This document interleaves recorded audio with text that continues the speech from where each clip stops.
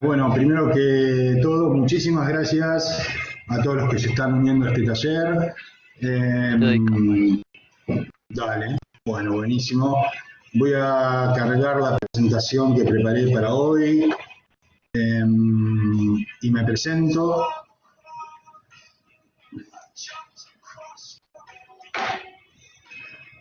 Para los que no me conocen, mi nombre es Marcelo Folari. Pongo la cámara si quieres, si no tengo problema. Ah, bueno.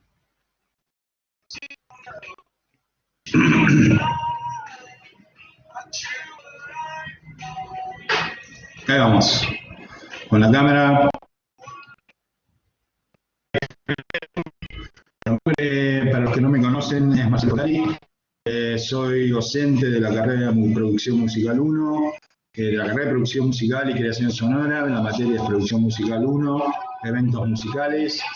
Y voy a estar hoy hablándoles del rock en el siglo XXI. También soy músico, soy sociólogo, así que vamos a ir jugando con un montón de cosas que tienen que ver con cómo cambió el rock en el siglo XXI con respecto al siglo XX, y un poco la charla va a andar por ese lado también.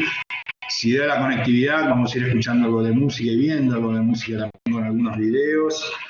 Es una presentación que va a tocar una serie de tópicos que voy explicando, que voy a ir mostrando, ¿sí? Los que quieran hacer preguntas lo pueden hacer a través del chat que tienen en su costado derecho de la pantalla. No vamos a habilitar el micrófono para los participantes. Pero sí pueden escribir en el chat y yo estoy súper abierto a responder todas las preguntas que ustedes quieran formular, ¿sí? Voy a compartir una presentación, ¿sí? Que vamos a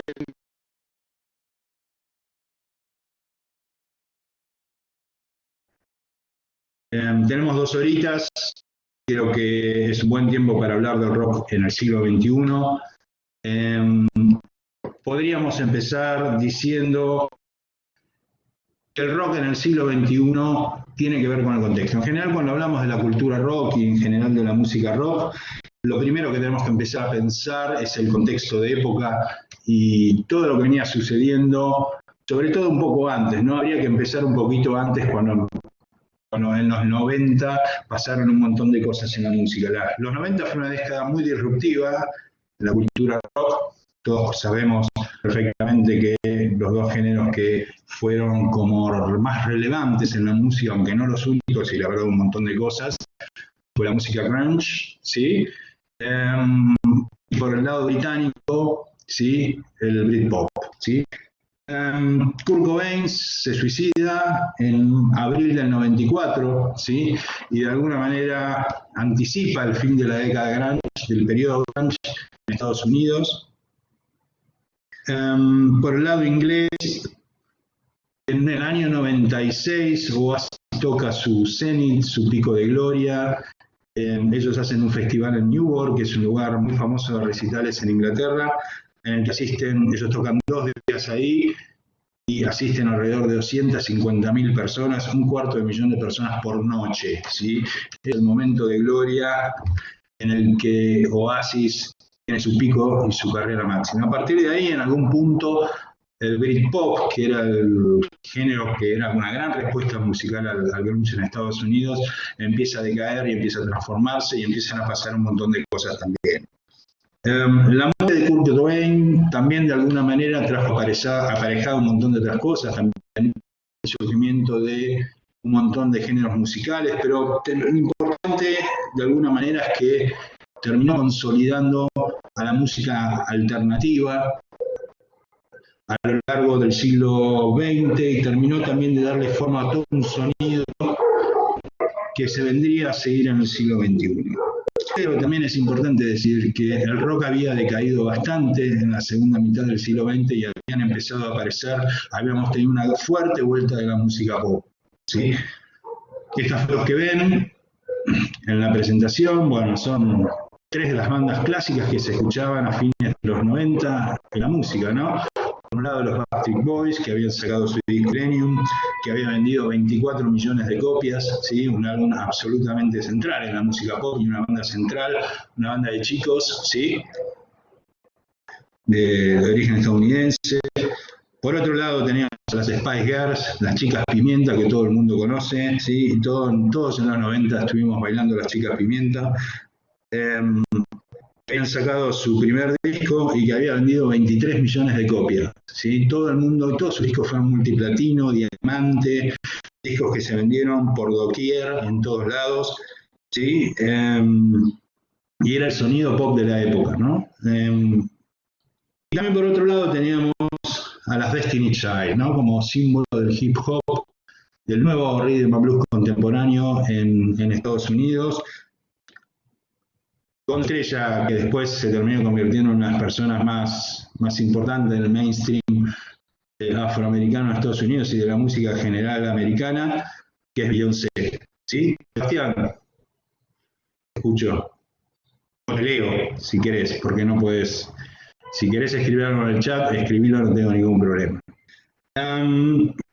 Dicho esto, habría que decir que el contexto del rock estaba como un poco desdibujado a fines del siglo XX en cuanto a la musical, ¿sí? Y también pasaron un montón de cosas que después van a dar origen a esa vuelta del rock, sobre todo en el contexto geopolítico internacional. No podemos olvidarnos, sin duda, de los atentados de septiembre de 2001 a las Torres Gemelas, que va a ser de alguna manera acabar con toda esta especie de algarabía pop que se venía dando tanto en Estados Unidos como en Inglaterra. Obviamente esto va a traer aparejado todo el belicismo de la época, ¿sí? El cambio de actitud del gobierno británico, también se va a acabar toda esta especie de la cool Britannia, como se hablaba en Inglaterra, y va a generar toda otra movida que va a implicar en algún punto en la música que la gente va a empezar a buscar propuestas un poco más duras, ¿sí? Vamos a ver la siguiente slide. A ver, todo esto es a modo de introducción, ¿sí? Otro punto que es absolutamente central cuando hablamos del rock en el siglo XXI es los drásticos cambios en la industria musical. Voy a hablar de eso después, pero claramente no podemos dejar de desconocer la tecnología, el impacto que tuvo la tecnología en la música y el fin de los productos físicos como fenómeno digamos, de venta, ¿sí? Ya la gente va a dejar de comprar CDs, va a empezar a dejar de comprar CDs, que en ese momento estaban en $16 a precio de mercado.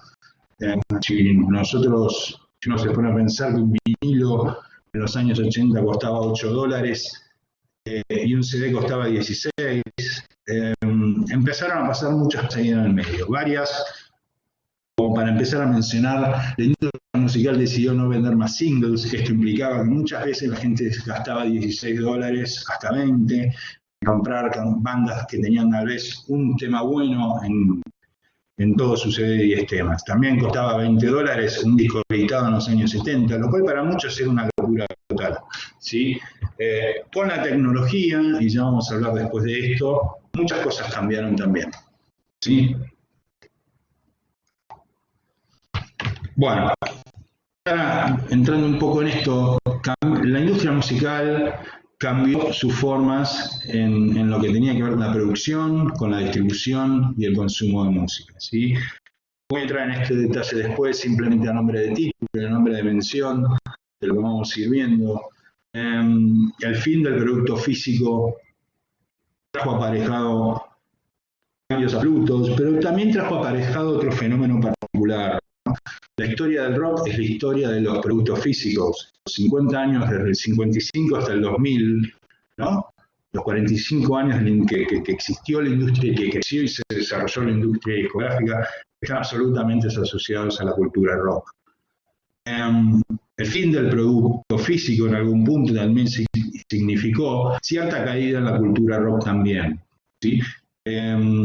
Por ejemplo, que todos sabemos hoy, el fin de los álbumes, ¿no? El producto que uno escuchaba, que compraba, tanto un CD o un disco, ¿no? Ya nos, digamos, cuesta más pensar la música en términos de álbum, y hoy la volvemos a pensar tal vez como en los inicios de la cultura rock, allá por los 50, con la producción de singles, ¿no? Eso es una diferencia fundamental. Vamos a ir en detalle un poquito después también. No es menos importante también mencionar que sucedieron muchas cosas en el campo de la cultura. Y esto también es absolutamente central porque tiene mucho que ver con la tecnología, con esta especie de sobrecarga de información y de momentos y de teorías y de modas, ¿sí? De culturas. Hoy básicamente todos sabemos que todo es accesible, ¿sí? Hoy podemos buscar la música que se nos ocurra en YouTube, podemos ver los videos que se nos ocurran en YouTube o podemos escuchar en Spotify cualquiera de las canciones del mundo, ¿no? Si uno tiene en cuenta que Spotify tiene hoy 50 millones de canciones por lo menos, y no es la que más tiene, como servicio de streaming, claramente podemos darnos cuenta de que hoy todo es accesible, ¿no?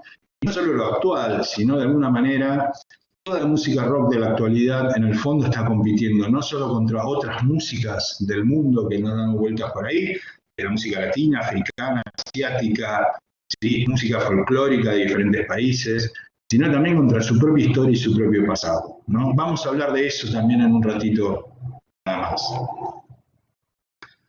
También los cambios culturales tienen aparejados, y quería decir esto antes de pasar al siguiente punto, que la gente no necesariamente hoy se identifica con la cultura rock como un fenómeno central, cultural o generacional, como fue en los años 70, en los años 80, tal vez en los años 90 con el grunge y con el Britpop también.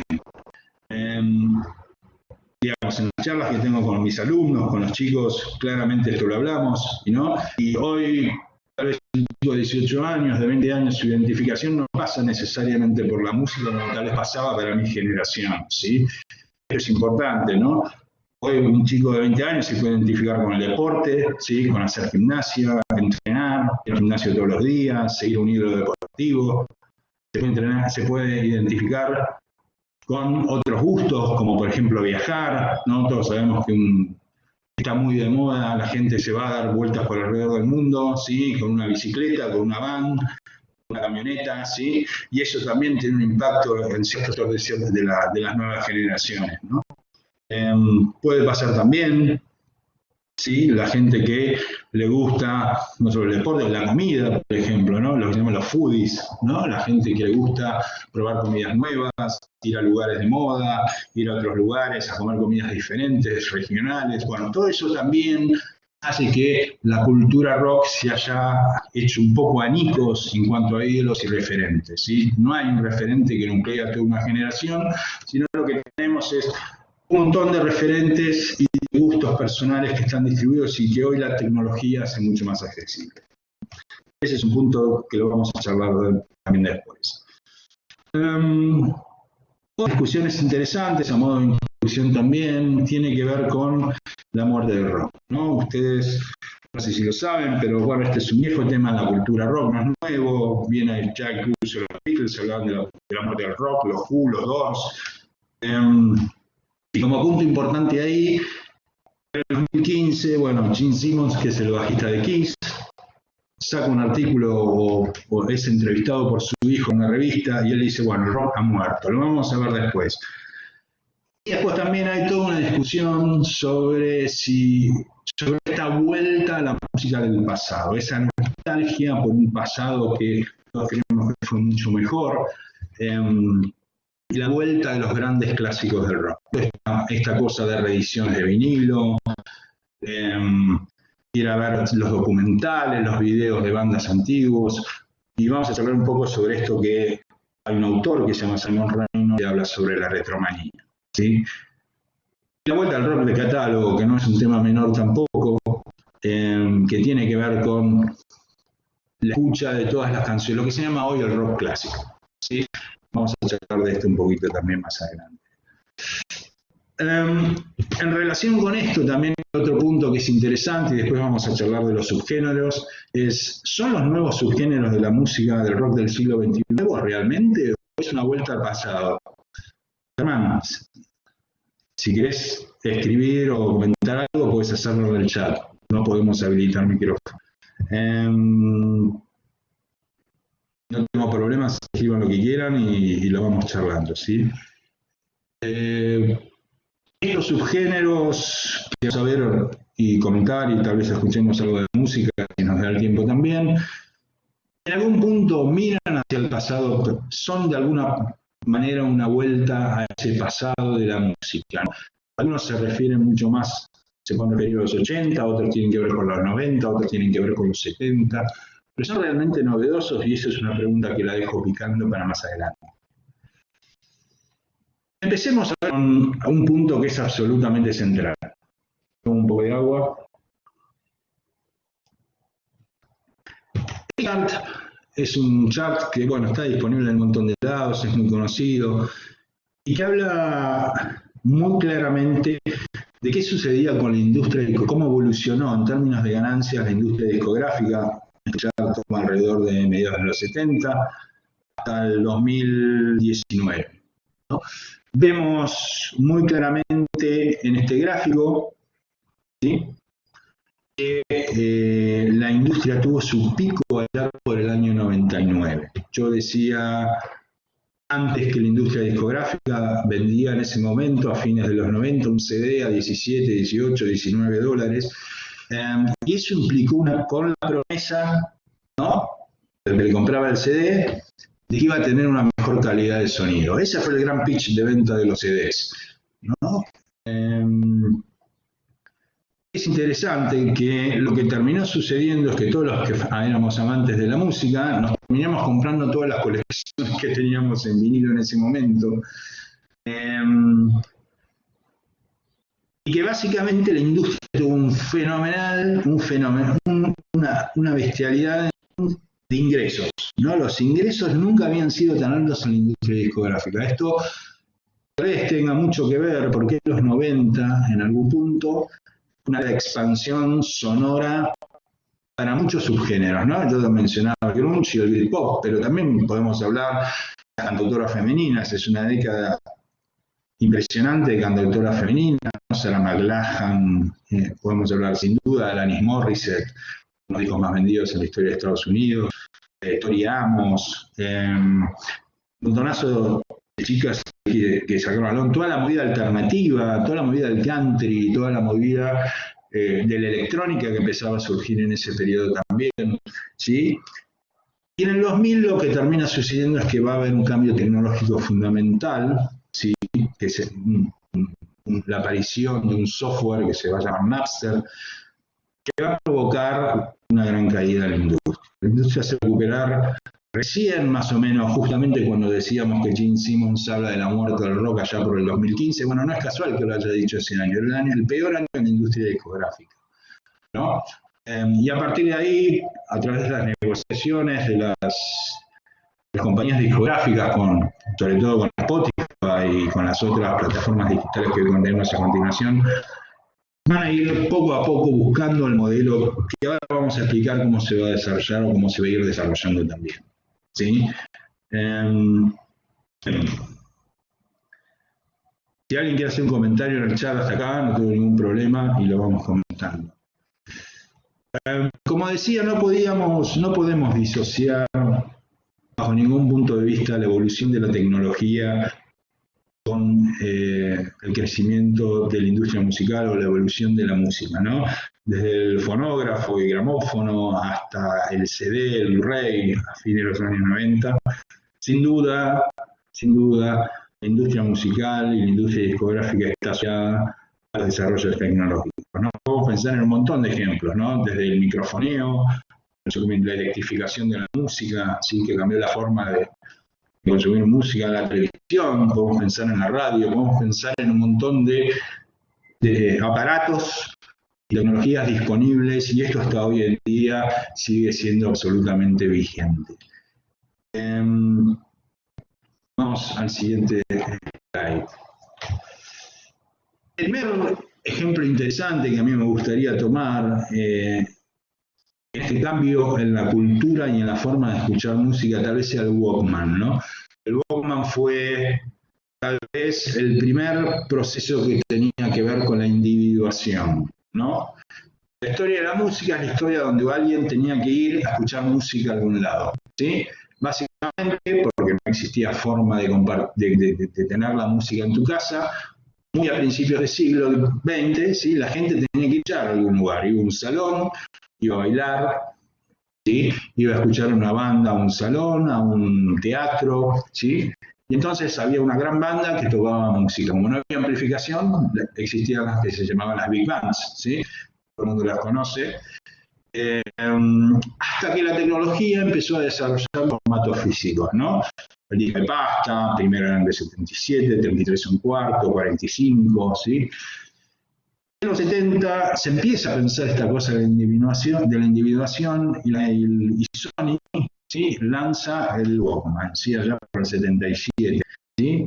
Y fue un cambio rotundo, porque en realidad la gran diferencia es que la música dejó de compartirse, ¿sí? Este es un punto que es absolutamente central para entender cómo estamos parados hoy en el consumo de música, ¿sí? El primer antecedente que tenemos ahí es este Walkman, donde vos podías ir por la calle. Yo me acuerdo que iba a la facultad con mi Walkman, ¿sí? Y iba caminando como 20 cuadras a Palermo, a la Facultad de Ciencias Sociales, ¿sí? Y iba con mi Walkman, ¿sí? Aislado del mundo, digamos. Fue el primer principio de individuación de la música, ¿no? Escuchabas música en el cuarto, escuchábamos músicas en una plaza, podríamos escuchar música en todos lados.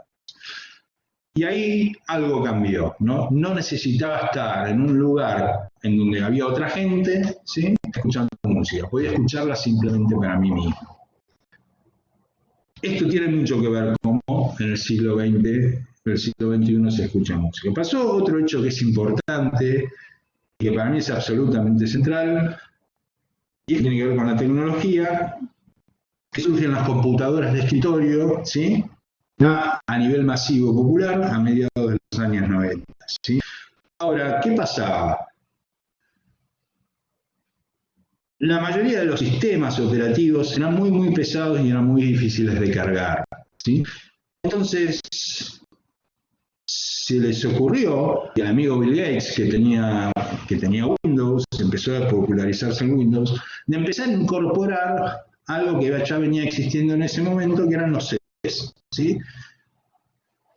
Por otro lado, pasó algo interesante también. La tecnología empezó a desarrollar formatos de compresión de sonidos, ¿sí?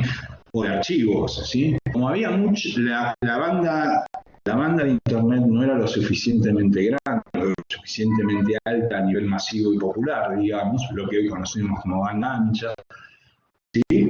Lo que pasaba era que era muy pesado y muy difícil, y tal vez mandar un archivo a través de un email o de Internet podía tardarse horas, ¿sí? Entonces, la industria empezó a crear y creó MP3. ¿Sí? Fíjense que estas dos cosas van medio en paralelo, ¿sí? Y en algún momento se van a tocar a fines de siglo, ¿sí? Ahora, ¿qué pasaba con las computadoras personales? Vos podías bajar tus archivos, ¿sí? ¿Y empezó a bajar la gente? De a poco. Música, ¿sí? La empezaba a comprimir con el MP3 y la empezaba a bajar a sus computadoras. Bien. Esto es absolutamente central porque va a cambiar la dinámica de la compra de discos y del consumo de música al siglo XXI. En 1999, dos jóvenes universitarios de San Francisco crean un sistema que se llama Napster, ¿sí? Napster lo que hacía es un sistema peer-to-peer, o sea, par para par, creado principalmente en primera instancia, tal vez, para los jóvenes universitarios que estaban en su comunidad en Estados Unidos, ¿sí? La gran diferencia era que en las universidades americanas, ¿sí?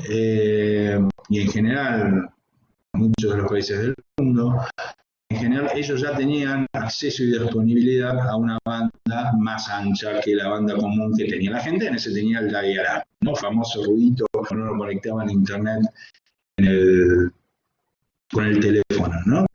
Entonces la descarga de archivos era mucho más rápida. Ahora, ¿cuál fue la idea de esta gente de Napster? La idea de la gente de Napster fue muy simple, decir, bueno, ok, empecemos a compartir música. Básicamente vamos a hacer un programa, ¿sí? En donde la gente pueda leer lo que está en el disco rígido, ¿sí? Yo pueda ver lo que está en el disco rígido de otra persona y a partir de ahí pueda copiarme esos archivos a mi computadora. Y a su vez yo le daba acceso a esa gente, ¿sí? Para que puedan leer mi propia computadora ¿sí? Y a partir de ahí puedan cambiar información. Bueno, la consecuencia de esto fue que explotó Napster. No era el único Napster, había otros más, Rapid.Share, bueno, había varios por ahí, ¿sí? Y lo que terminó pasando es que Napster creció en forma casi exponencial, ¿sí? Y llegó a tener hasta 26 millones de usuarios. El problema fue que un día, ¿sí?, apareció en Napster, ¿sí?, una canción de un ensayo de Metallica, ¿sí? La que llamaba I Disappear, ¿sí? Y a partir de ahí, y después empieza a aparecer una segunda canción, ¿sí? Que era un tema de su disco, el disco que sacaron Few, que lo sacaron un poquito después. Metallica, ¿sí?, le inicia juicio a Napster y toda la industria musical, en ese momento cobraba ventas con un CD, le hace juicio a Napster y básicamente destruye a Napster en un par de años. Ahora, esto, podríamos decir, ¿se acabó la guerra acá? ¿O qué sucedió después de esto? El hecho fue tal que la gente no compró más CDs. La caída de la venta de CD fue estrepitosa, como vimos en ese chat.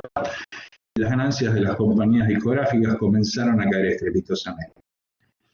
Napster pierde el juicio, o sea, ganan las compañías discográficas, y a partir de ahí empieza todo un nuevo camino en la industria musical que tiene que ver con buscar formas alternativas a los soportes físicos que se venían dando hasta fines del año 2000, hasta principios al fin del siglo XX.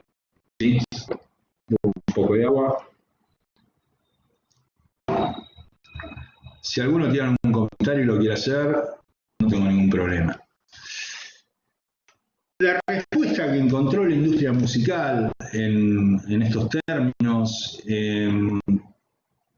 podríamos decir que fue una solución salomónica, que fue empezar a desarrollar sus propios sistemas online o de descarga de archivos pagos. La respuesta principal la dio Steve Jobs, ¿sí?, con iTunes. Ahora, Steve Jobs, que era un tipo muy inteligente, acordó con la industria musical con una condición. Y acá fíjense cómo se va enlazando todo, ¿no?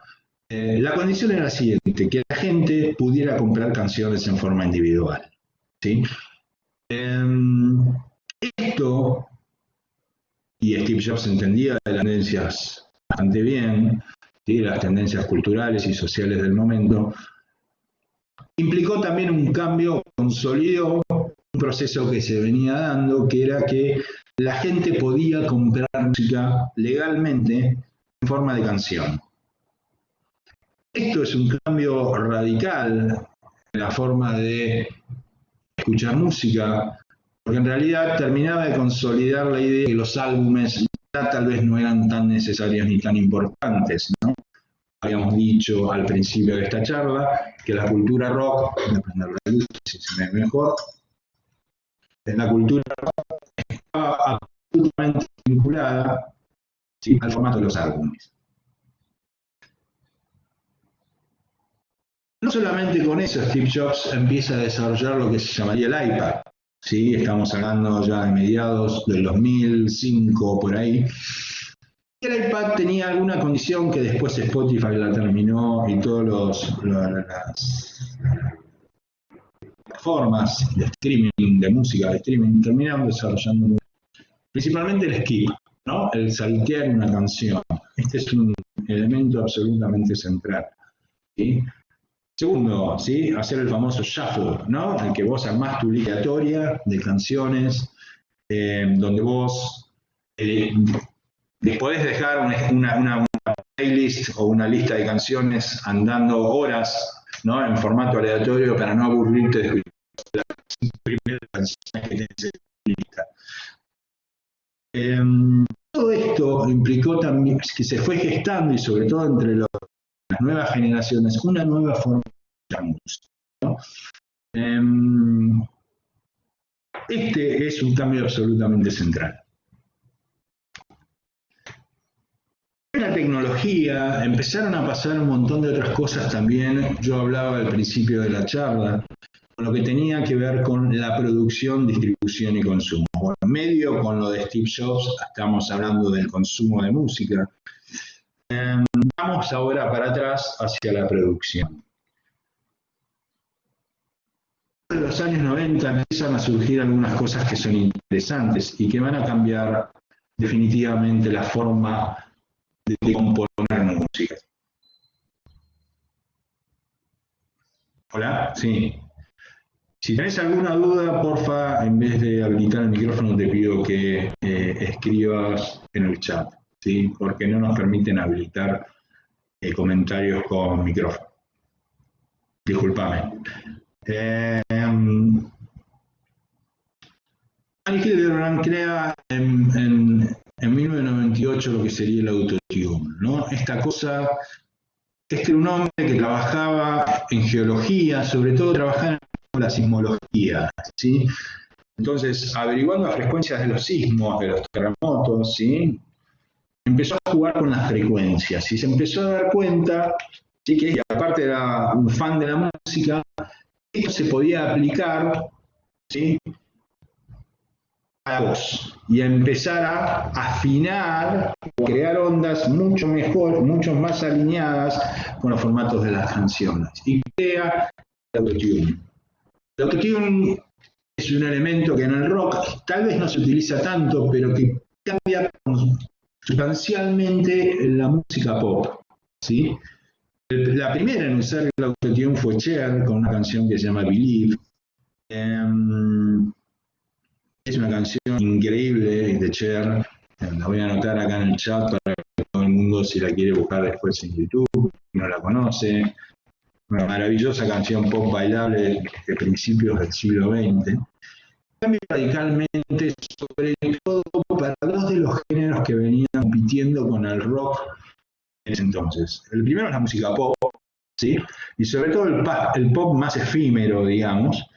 Y en segundo lugar, con el hip hop y el R&B contemporáneo, ¿no? Toda la línea más de música descendiente del hip hop, del rap y de la música afroamericana.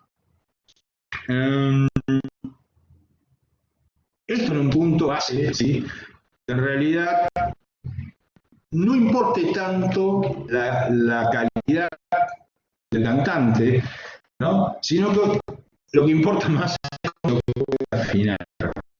¿Sí? Este es un punto absolutamente central. Y esto va a dar también, en algún punto, ¿sí?, a que salgan a luz muchas cantantes y cantantes, masculinos también, que tal vez no eran tan buenos, pero que empiezan a circular y empiezan a tener esa especie de hits. Acá me dice que recuerda cuando descargaba la música de Ares. Sí, había un montón, no solo de la Napster, había un montón de software ahí dando vueltas. Muchos más efímeros, rápidos, 2 o 3 semanas, y esto es un poco lo que viene sucediendo, sobre todo con la música pop hoy en día, ¿sí? En la producción musical, Anita, ¿qué te referís con el concepto? El concepto del autotune. Y el concepto sería básicamente, tal vez alguna estrella puede no cantar también, pero la podemos disimular con el autotune. Esa es un poco la idea. Yo no digo que no importe la calidad. En muchos casos suele pasar que hay cantantes que cuando cantan en vivo, que cantan con el autotune, y la verdad es un tema, ¿no? Sobre todo en el pop pasa mucho eso. Yo creo que es así, pero obviamente no son todos los casos. Otro punto importante es la creación del Pro Tools. El Pro Tools surge en realidad una aplicación que se busca adaptar al sistema operativo de Apple, ¿sí? Y que lo que permitía, y lo que permite, y bueno, muchos de ustedes supongo lo conocen, el Pro Tools, es el cambio sustancial en la forma de grabar. Acá hay varias cosas para decir respecto no solo a Pro Tools, sino a Ableton, que es el otro sistema, sino es la posibilidad, ¿sí?, primero la digitalización de la música. Esto cambia completamente la forma de grabar la música en la actualidad. Del 90 al 2000, primero, bajan sustancialmente los costos, ¿sí?, los costos de grabación. Pensemos en una grabación con una serie de músicos invitados a mediados de los años 70, 80, tal vez principios de los 90, ¿no? Un productor, una discográfica, un estudio de grabación, si no tenían estudio propio, ¿sí? Ese estudio de producción tiene que traer a todos los músicos a esa locación. Cuando había músicos invitados, tenían que viajar todos esos músicos invitados, que a veces no podían no estar en una misión. Algunos podrían venir, no sé, de Los Ángeles a Nueva York, de Londres a Nueva York, de Miami a Nueva York, por poner un ejemplo, ¿sí? Todo eso tenía un costo. Después, el segundo tema era que las grabaciones eran casi música en vivo, en algún punto, ¿no? Y obviamente eso traía aparejado que tenías que hacer como 350.000 tomas para poder grabar una canción. No era lo común grabar por partes, ¿no? La historia cuenta, por ejemplo, la historia de Queen, cuando Queen grabó Rhapsody Bohemia, ¿no? Que grababa con las cintas, ¿no? Y la cinta quedó tan gastada que casi quedó transparente, ¿no? Eso es una historia que es genial cuando uno la escucha, por todas las sobregrabaciones que le fueron poniendo sobre toda la parte operística. Si hubiera estado Pro Tools, se hubiera grabado tal vez 10 veces más rápido la canción, y lo que hubieran hecho algo que es un punto central en la música también, que era cortar y pegar, ¿sí? Cualquiera que haya usado Pro Tools alguna vez sabe que hoy tal vez no necesitas grabar toda una canción, grabás una sección, ¿sí? Es un buen punto lo que decís, Analia, también. Nuevas formas de composición, nuevos públicos, sí, es absolutamente cierto. Yo me estoy focalizando más en el cambio que implicó, ¿sí? Pro Tools en ese momento. Esta cosa de cortar y pegar, ¿no? Esta cosa del productor cirujano en algún punto. Y eso me parece a mí que es un concepto absolutamente fundamental, ¿no? Grabás una toma, grabás una parte de la canción, no sé, un riff de guitarra, lo cortás, lo editás, lo pegás. Eso por un lado, ¿no? Esta cosa de que vos podés cambiar los sonidos. A mí me ha tocado grabar, ¿no? Guitarras, por ejemplo, y hagamos un ejemplo. Digo, bueno, ok, ¿cómo quiero sonar? Y poneme como la guitarra de AC/DC. O poneme como la guitarra, no sé, de Eddie Van Halen. Yo lo tenga en la gloria de Eddie, que se fue hace poquito, ¿no? Quiero hacer un solo con ese sonido. O quiero sonar como Jimmy Page. Bueno, vos lo podés hacer, ¿sí? Con los plugins necesarios vos podés grabar esos sonidos y sonar como Jimmy Page absolutamente con el Pro Tools. Pueden ser muchas cosas del Pro Tools y absolutamente cierto después. Eso es absolutamente lo que decís, María, del tema de los proyectos. Ahora voy a ir a ese punto después. Pero esto en ese momento implicó una revolución. En el rock de principios del siglo XXI y en algún punto en la música posterior, uno de los temas que surgen siempre es el concepto de la homogeneización del sonido. ¿Sí? Para mí es un tema que es absolutamente central, ¿no? Y en algún punto mucho de la música del siglo XXI, sobre todo cuando hablamos de géneros o subgéneros o estilos musicales dentro de la cultura rock y del pop también, suenan muy parecidos entre sí muchas bandas. En el principio y sobre todo muy al principio del siglo XXI, mucha de la música que se identificaba como un género sonaba como igual, ¿no? Estoy pensando, por ejemplo, toda la movida del post-grunge, toda la movida del new metal, ¿no? Toda la movida del pop, ¿no? Hoy escuchar a Lali Espósito y escuchar a Dua Lipa suenan muy parecidas, ¿no? Más allá del autotune, más allá de un montón de cosas. ¿Pero por qué? Hay como sonidos comunes, hay como denominadores comunes en la estrategia de sonido que tienen que ver como un género musical, ¿sí? Se identifica a sí mismo con ciertas características y las reproduce, ¿sí? Con nuevos artistas todo el tiempo. Y esto tal vez tenga que ver, en algún punto, volviendo para atrás, con esta cosa de la repetición del rock en el siglo XXI. ¿Sí? Que es un tema también que también tiene que ver con los samplers, tiene que ver con el sampleado de canciones, que uno dice, bueno, el tema de Police, el trap es un muy buen ejemplo de lo que decís, ¿no? Uno decía, ay, qué linda canción, y en realidad es una canción del año 80, ¿no? 77, 78 de Police. Bueno, hay un montón de ejemplos interesantes ahí para mencionar, y hay un montón de implicancias también que tienen que ver con eso. Ableton es el otro gran ejemplo. La diferencia del Ableton con el Pro Tools es que se podía usar para música en vivo. Y esto ayudó muchísimo a un montón de bandas, sobre todo de la electrónica, pero en general todas las bandas tienen hoy un Ableton atrás para tirar o disparar sonidos en música. Y esto obviamente simplificó muchos ciertos procesos que tienen que ver con la ejecución, ¿no? En vivo, ¿no? Que tienen que ver con sacar un sonido determinado. Antes se hacía con los sintetizadores, ¿no? Y hoy está como preseteado todo. Digamos, la realidad es que hoy vas a un recital y está absolutamente tecnologizado, absolutamente preseteado, comparativamente hablando, con lo que pasaba hace 20 o 30 años atrás. Bien.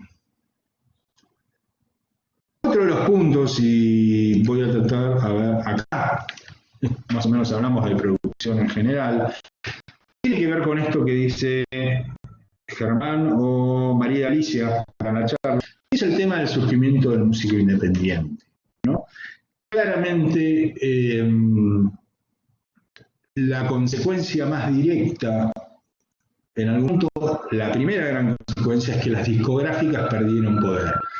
No solo porque la gente consume la música de otra manera, como quiere, y esa es la realidad, pero también porque la producción hoy está mucho más democratizada. Antes, una banda para ir a un estudio de grabación, para grabar un disco, tenía que necesariamente caer en las manos de una compañía discográfica para acceder al estudio de grabación.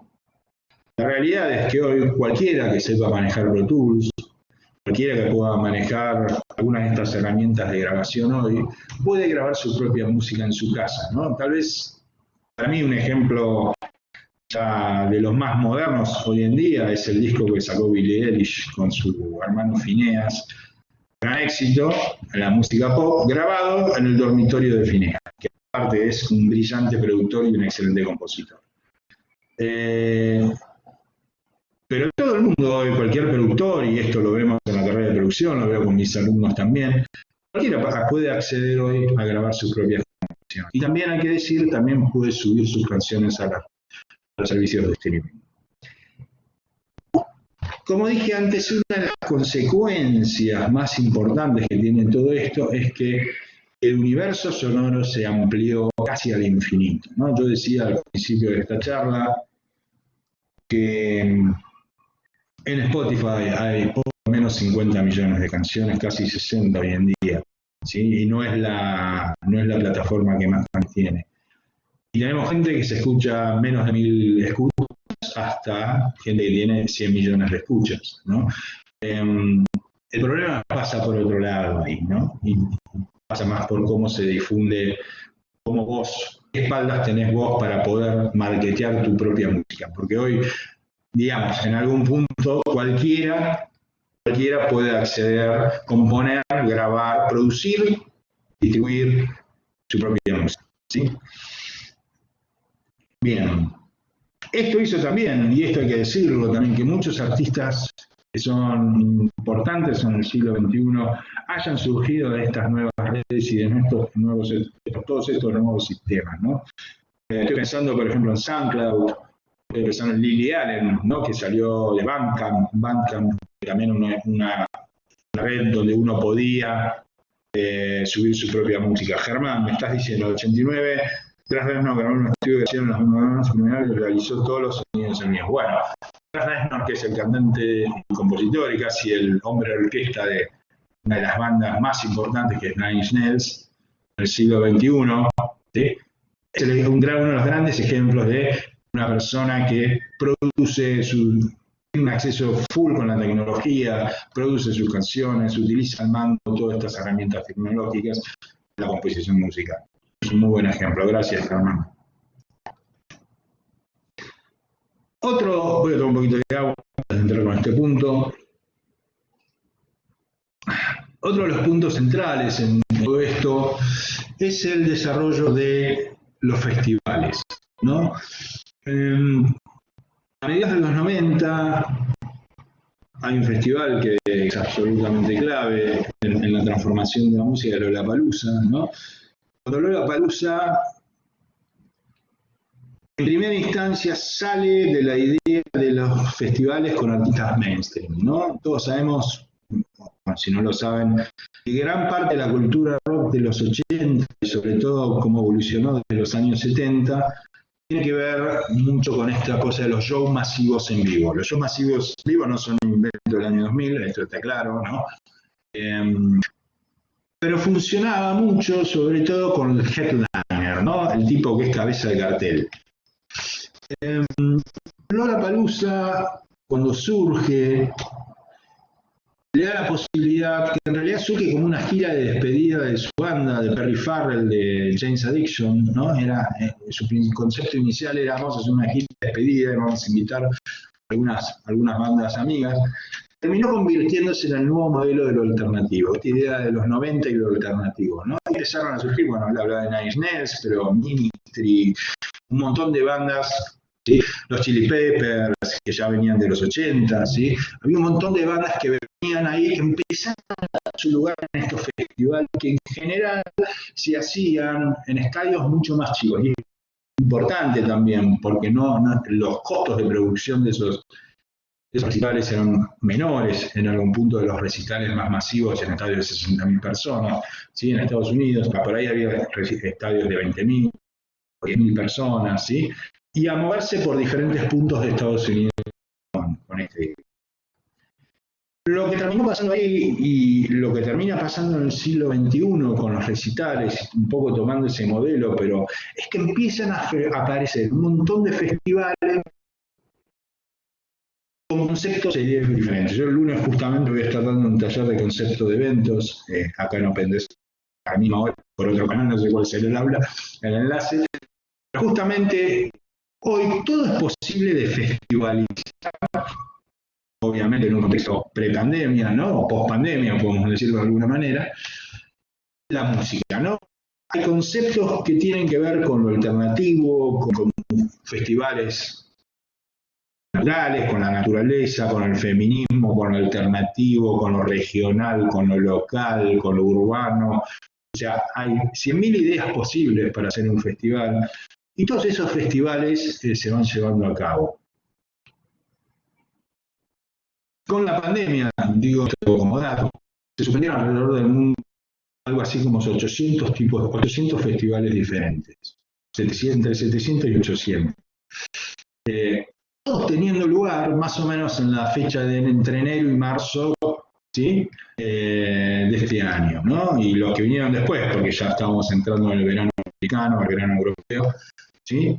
Un número enorme, ¿sí? Y cada uno de esos festivales tiene características diferentes, como dije antes, ¿no? Tiene que ver con lo artístico, tiene que ver con la lógica artística, con la programación de diferentes tipos de música, ¿sí? Con valores culturales, con regionalismos. Bueno, toda esta cuestión explota en algún punto también a fines de los 90 y se termina de consolidar, ¿no? La estética, como dice Belén, los festivales sponsorizados por grandes marcas, algunos por gobiernos, algunos por estados, algunos por municipalidades. O sea, hay un montón de variedades posibles. El festival se convierte en el siglo XXI también en una gran experiencia cultural, ¿no? Este término que está tan de moda, pero en algún punto es absolutamente cierto. El festival de música como experiencia generacional también, ¿no? Entonces, los festivales, muchos de los festivales, hay festivales que tienen propuestas de comida, de juegos, es ir a pasar un rato a algún lugar y encontrarte con tu propia generación. Esa es la importancia de los festivales, ¿no? Los festivales van a ser un gran catalizador del rock en el siglo XXI, de muchas bandas, ¿no? Tenemos acá la imagen de Coachella. Coachella nace, por ejemplo, como un festival muy ligado también a mostrar cosas que no se mostraban, ¿no? Por ejemplo, música electrónica. Es uno de los primeros en ir a un festival de música americana, un festival de rock americano, ¿no? Y era una cosa muy extraña, ¿no? The Killers tocaba a las 2 de la tarde y 3 años después terminó siendo cabeza de cartel, ¿no? Ese tipo en Coachella.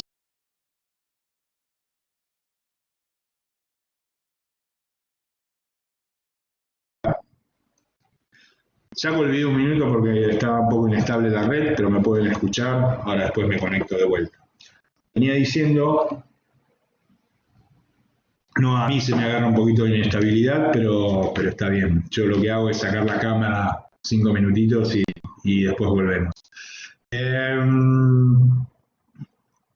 Lo que me parece importante también de los festivales es algo que tiene que ver con el negocio de la música.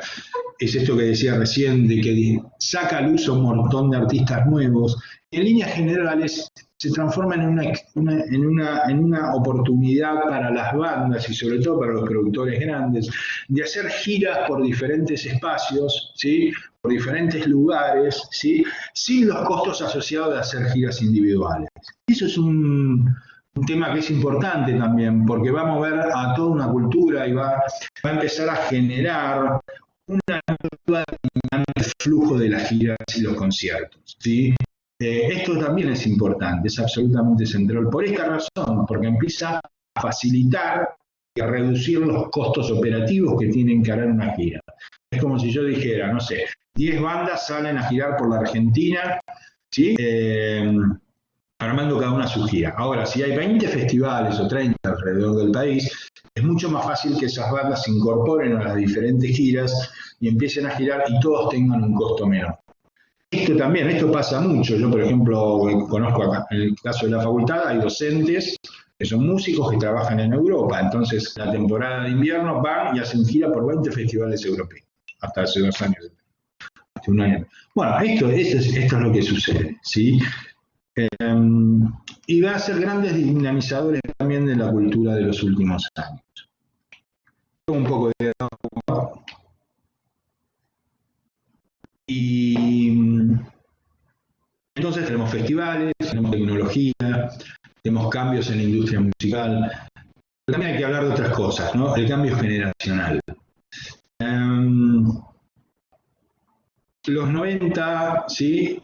La generación X fue la gran generación que llevó adelante ese cambio cultural en los años 90 en términos de la música y que dio cabida a grunge y en algún punto al Britpop, pero más el grunge, ¿sí? Esta cosa de quiero que mis ídolos no sean mega estrellas, sino que el tipo que se sube al escenario sea alguien como yo. ¿No? Ese es un poco el mensaje de la música grunge, al menos en sus inicios, en su conformación inicial. Con el paso de las generaciones también es esta cosa de los festivales adquirieron nueva relevancia y los nuevos valores adquirieron esto que yo decía antes de los nuevos gustos y las nuevas estéticas, y también esta cosa de ser uno mismo sin necesidad de responder a un parámetro cultural, ¿no? Esta cosa de la cultura rock, de que todos éramos fans, no sé, yo me acuerdo en los 80 estaban los chetos y estaban los rockeros, ¿no? Los de Kiss y los de Queen, ¿no? Entonces, si a vos te gustaba el rock pesado, jamás te podías escuchar, no sé. En Estados Unidos era o eras rockero o escuchabas música disco y se odiaban, ¿sí? Los chetos y los rockeros, ¿no? Esta generación, las nuevas generaciones tienen una postura más ecléctica, aceptan todo, musicalmente son mucho más abiertos y más diversos. La cultura rock en algún punto eso hizo que perdiera cierta centralidad musical. Yo había dicho cuando hablamos de tecnología, ¿no? También podríamos hablar de YouTube como ejemplo, ¿no? Pero esta cosa de tener la disponibilidad de la historia de la música en un solo lugar, ¿no? Esta Babel musical que hemos construido con herramientas como YouTube o Spotify o Apple Music o Amazon Music, lo que sea, ¿sí? Esto de tener todas las canciones y toda la historia de la música del mundo en un solo lugar. ¿Qué hace? Hace que estemos escuchando músicas diferentes todo el día. Podemos escuchar una canción de los 80, podemos escuchar... Nadie va a asustar si alguien escucha a Queen en los 80 y escuchas a Beyoncé, o terminas escuchando Pearl Jam y después escuchás trap y después escuchás, no sé, Spinetta, por decir algo, ¿no? Entonces, toda esa mezcla de cosas que hoy tal vez absolutamente no era lo común, ¿sí? La verdad es que no era lo común. Y uno se centraba musicalmente en lo que a uno más le gustaba. Bien. Un poco lo que venía diciendo antes también, esta cosa del viajar, ¿sí? De ir a comer afuera con tus amigos. Esto lo hablo yo constantemente con mis alumnos. Y me dicen, no, tenés razón, le digo, pero yo les pregunto, ¿no? Yo les digo, chicos, ¿es así o no es así? Díganme, porque si estoy equivocado, cambio el speech. No, no, es absolutamente cierto, ¿no? ¿Qué hace en algún punto? Que la música rock haya perdido centralidad. ¿Sí? No necesariamente a todos nos gusta la música rock. Y ese es un punto importante, ¿no? Mientras que mi generación claramente nos identificamos con la cultura rock, la música, con sus valores, ¿no? La música rock en algún punto dejó de ser contracultural. ¿Cómo se vive hoy la música rock? Y acá hay un punto fundamental. Mi posición en esto es que el rock como música, saco la cámara de vuelta, así no se corta, sino que se vuelve mucho más cultural. ¿Sí? ¿Qué quiero decir con esto? Está internalizado en todos nosotros. Lo digo de vuelta. Mi posición es que en el rock hoy ya no es contracultural, sino que es parte de la cultura cotidiana de las personas, ¿no? Y esto es absolutamente central, porque ese chico que está haciendo, esa chica que está haciendo yoga ahí, la chica que se saca las fotos con la selfie en ese lugar tan lindo. Uno podría decir, y ellos no tienen pinta de rockeros, pero podrían escuchar rock, digamos. Entonces, ¿y dónde está el rock? Está en cada uno, ¿no? Es más un fenómeno individual. Ahora después voy a mostrar un chart con eso, más específicamente, ¿no? El rock se identifica en los tatuajes, en los chupines, ¿sí? En el corte de pelo, en la ropa, en ir a trabajar y no tener que ponerte un traje como pasaba hace 50 años atrás. También porque se extendió el universo de entretenimiento, pero también porque aceptamos muchos de esos valores que las generaciones previas conquistaron a través de la música también, ¿no? Claramente la música no fue el gran catalizador, pero sí fue uno de los catalizadores de todos esos cambios culturales, ¿no? Esa cosa de podemos ir a trabajar o yo puedo estar dando una clase o una charla y estoy en remera, ¿sí? Y no pasa nada, ¿sí? Y todo eso es herencia de la cultura rock, ¿no? Y no necesariamente pasa que todas esas cosas, que todas ¿sí? Esto es interesante. Me parece un punto importante. Vamos a ver un poco de algunas cosas vinculadas a las plataformas de la música, ¿no? Esto es interesante también cuando hablamos de la tecnología, ¿no? ¿Cómo escuchamos música hoy, digamos? ¿No? Antes, para escuchar música, yo iba a una disquería, leía alguna revista importada acá en Buenos Aires, iba a Florida, me compraba alguna revista como la Cream o la Hit Parade, que traía las novedades, ¿sí? Después iba a la disquería, ¿no? Y mi amigo de la disquería, por ejemplo, el agujerito en la calle de Florida, ¿sí? O por decir alguna disquería. ¿Sí? Che, ¿tenés el último, no sé, de Pink Floyd? Sí, tengo un disco que se llama The Wall, que es un doble, ¿no? Y uno se iba enterando así de las cosas, ¿no? Y escuchar música implicaba en ese momento un hecho, ¿no? De poner el disco en el aparato de vinilo también. Hoy la música se escucha de otra manera completamente, se escucha toda hora, todo el tiempo y en cualquier lugar. Pero, digamos, en el mundo en general, cuando hablamos de las plataformas de streaming, generalmente hablamos de Spotify, pero en realidad la plataforma de streaming más importante hoy en día es YouTube, ¿sí? Casi te diría, hoy es mucho más accesible la forma de escuchar música, se escucha del celular, ¿no? Pasa con todo, pasa con el noticiero. Yo, hoy, en plena pandemia, tenemos la computadora prendida desde las 7 de la mañana hasta las 2 de la mañana al día siguiente. ¿Sí? Y hacemos todo ahí. Escuchamos música, vemos televisión, ¿sí? Hacemos de todo ahí. YouTube concentra más o menos el 79, 80, independientemente del país, pero en general casi el 100% de la población ve algo o escucha algo de música en YouTube. Es un 80 más o menos, ¿no? Luego sigue Spotify en otras redes. Las bandas, bueno, yo tengo el premium, ¿sí? Yo tengo el premium, así que no escucho propaganda.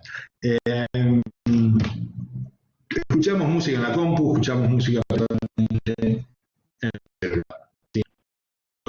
y ven YouTube también. Y eso es interesante también, porque eso, si uno se pone a pensar lo que yo venía diciendo antes del iPod y cómo se fue generando toda esa cultura de escuchar música aleatoria, individual, donde empezamos a escuchar álbumes y si no empezamos a escuchar canciones sueltas. Ahora vamos a hablar un poco de las playlists también. Eso ha cambiado completamente con la forma en cómo nosotros nos conectamos emocionalmente con la música.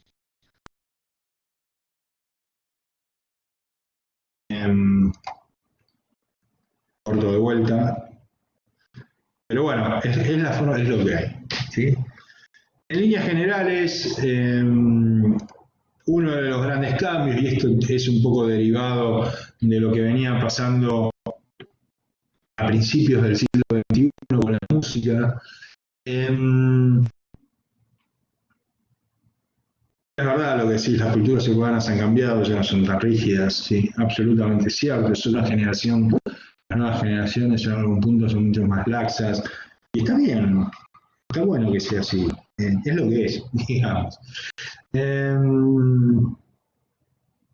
Uno de los puntos interesantes de Spotify en general y las plataformas musicales y las plataformas de streaming tienen que ver con cómo agrupamos la música, ¿no? Si nosotros nos acordamos, cuando yo dedicaba a la disquería y yo hablaba de esta cosa de las bateras, ¿sí? Íbamos a una disquería podemos ir hoy como ejemplo de eso, o alguna de las disquerías sobrevivientes que hay en Buenos Aires, o vamos al Parque Rivadavia, ¿sí? Y decimos discos de heavy metal, ¿sí? O por decir algo, ¿no? O rock argentino, por decir. Y en algún punto eso cambió, ¿sí?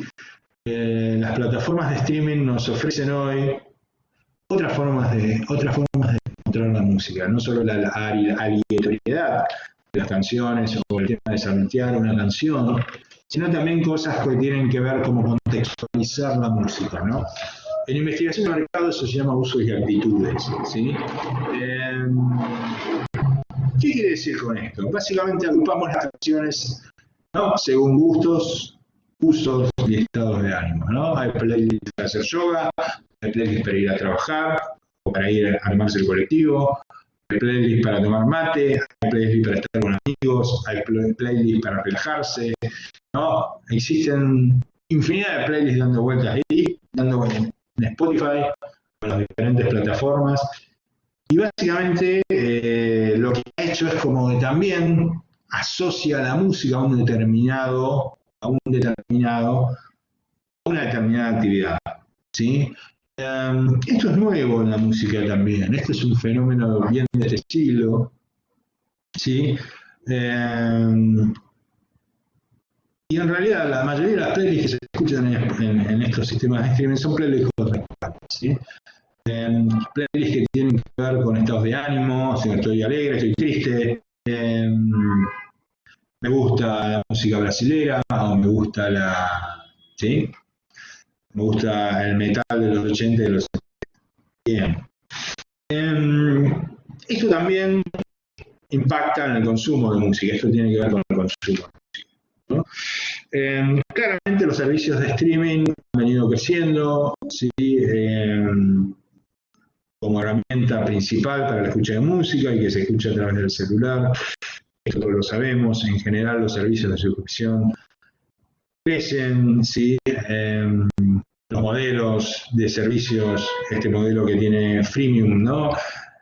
Gratis, tenés publicidad, premium, pagás y te sacamos la publicidad encima, pero bueno. Funciona muy bien en general.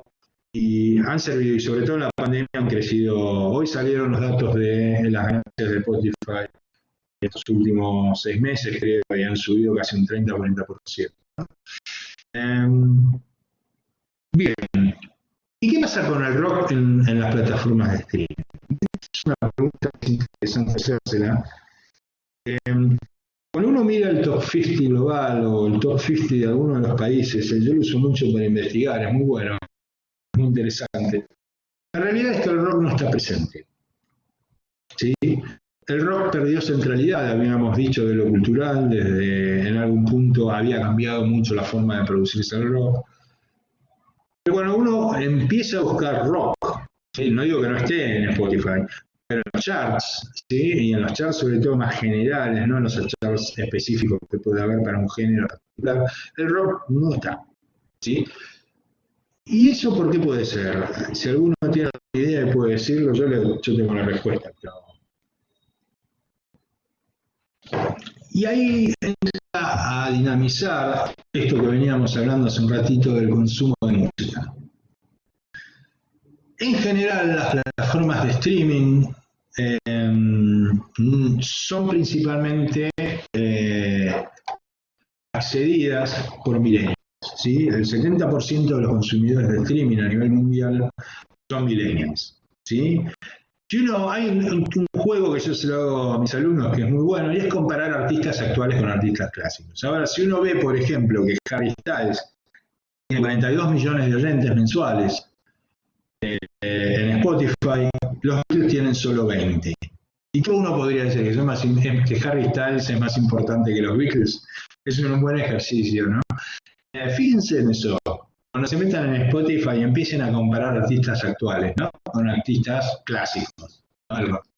No, simplemente quiere decir el perfil sociodemográfico, podemos decir etario, de la gente que escucha plataformas más nuevas de streaming, ¿no? A través del celular o de Spotify o lo que quieran.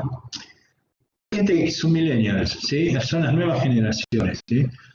Los que somos más grandes, yo en casa acá, tengo mi equipo de CD que todavía lo sigo utilizando, ¿sí? Tengo 500 CDs acá atrás mío, y lo sigo escuchando, escucho radio, ¿no?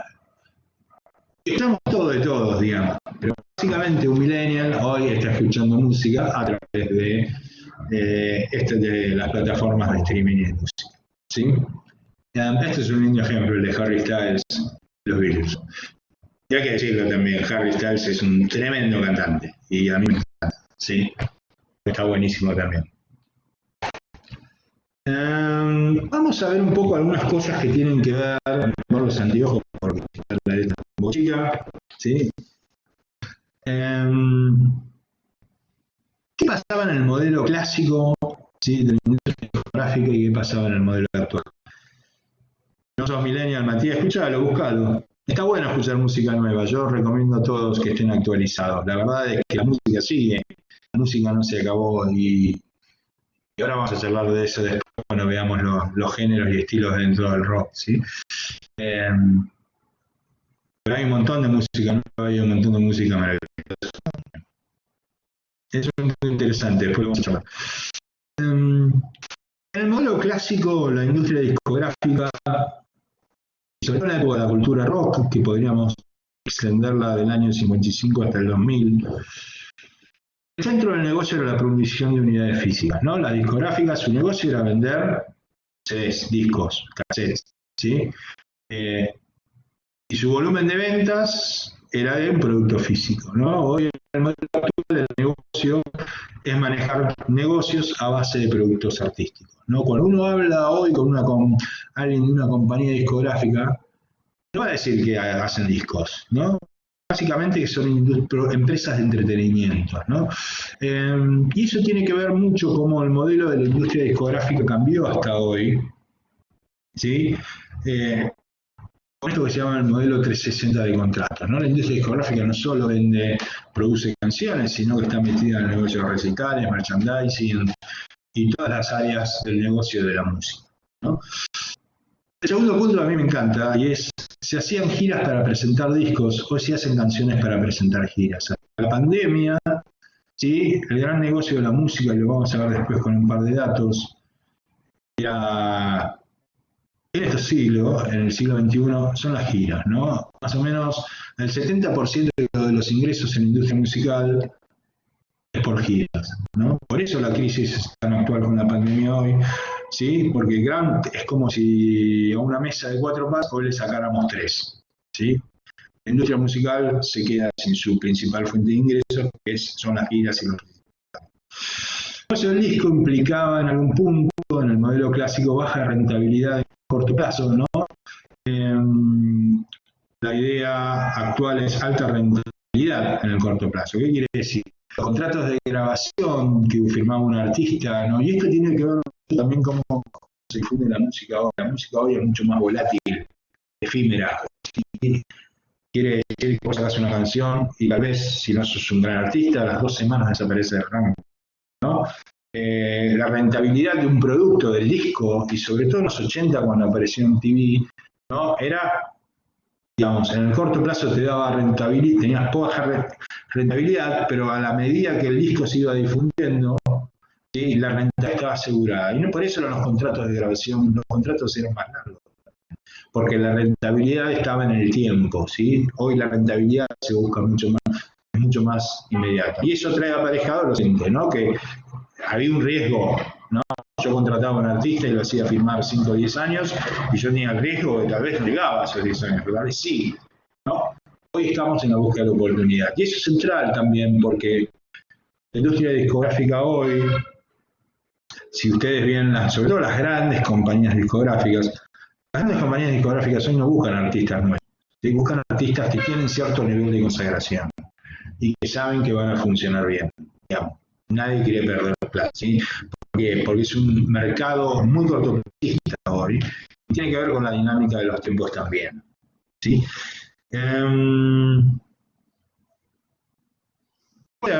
Puede ser que el negocio de la música derive en menor calidad o complejidad. Yo creo que en realidad tiene que ver con esto que yo decía antes de los costos, digamos, hoy reseteás, caso el trap, por ejemplo, ¿no? Las bases de trap son todas iguales, reggaetón, ¿sí? Cambia, digamos, con el mismo beat y el mismo drum que vos le ponés en todas las canciones, puede ser 100 canciones diferentes, ¿sí? Puede ser que haya derivado mayor cantidad. La calidad y la complejidad hoy, la industria musical, las discográficas, puede estar dado más que todo por los sellos independientes y no los majors, los players grandes, ¿no?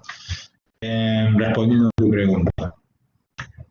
La heterogeneidad fue un tema en la industria discográfica en la época clásica, sobre todo a medida que había mucho de todo, digamos.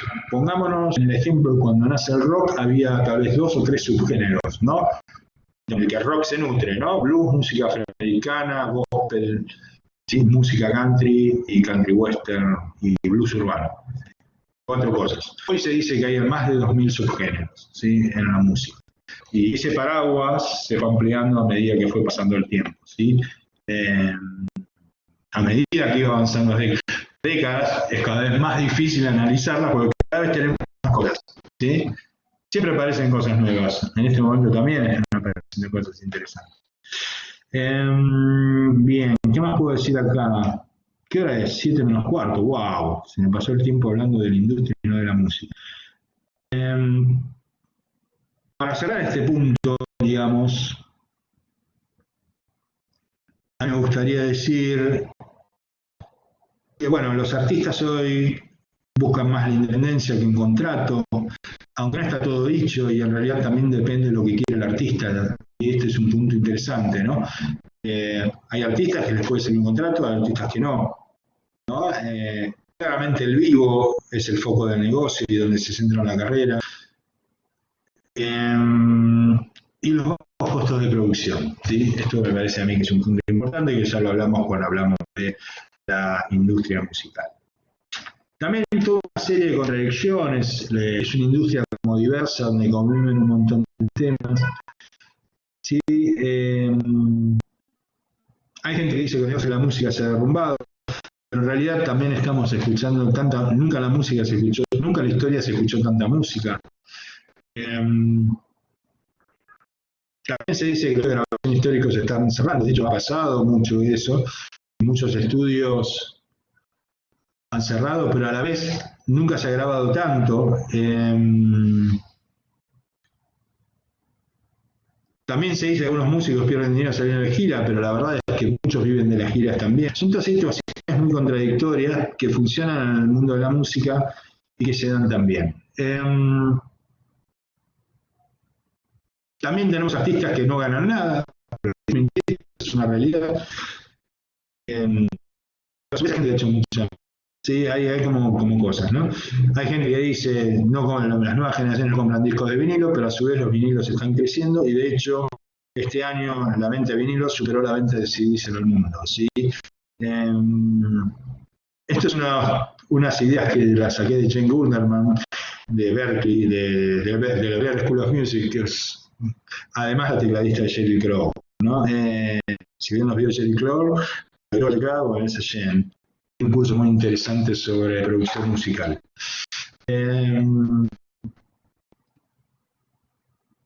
Será por el prestigio que tienen. Yo creo que los vinilos crecen porque básicamente la gente esta retromanía, ¿no? Esta cosa de volver a sentir lo auténtico, ¿no? Pero sobre todo las generaciones más jóvenes, ¿no? Como una especie, en algún punto se han cansado de tocar un botón, de tocar una pantalla, ¿no? Y dicen, vamos a ver lo auténtico que era tener un vinilo, ¿no? Y cuando ven un vinilo no crecen, ¿no? Y en realidad la venta de vinilos no es...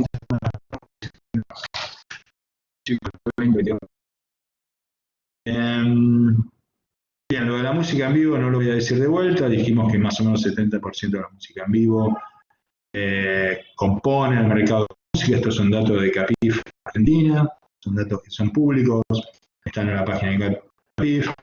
Bueno, Live Nation, la principal productora de eventos a nivel mundial, también decía que el crecimiento de la industria en vivo era mucho más alto que el crecimiento del streaming. Estamos hablando, fíjense las implicancias de esto en la pandemia hoy, ¿no? Y vamos a ver un poco algún tema de la retrofonía. También me interesa bastante. Simon Reynolds, les recomiendo que lo lean, es uno de los autores, es sociólogo, si es colega, periodista de música, formado en los 80, con esa especie de fanzines que se hacían en Londres en esa época. Sacó este libro que es absoluta, a mí me encanta y me parece absolutamente revelador y en algún punto también es discutible, pero él habla de que en realidad la música se ha transformado en esa especie de artefacto de la cultura popular y hay una especie de fascinación por ese pasado que teníamos, ¿no? Y esto es central porque él en realidad lo que está planteando es que la cultura rock es una cultura retro, hoy, ¿sí? Y lo que él está planteando es que básicamente el rock de hoy es un mero repetidor del rock del pasado. Lo cual también puede ser discutible, ¿no? Hay gente que le dice, no, en realidad no, en realidad son ciclos de la música. Lo que está planteando es,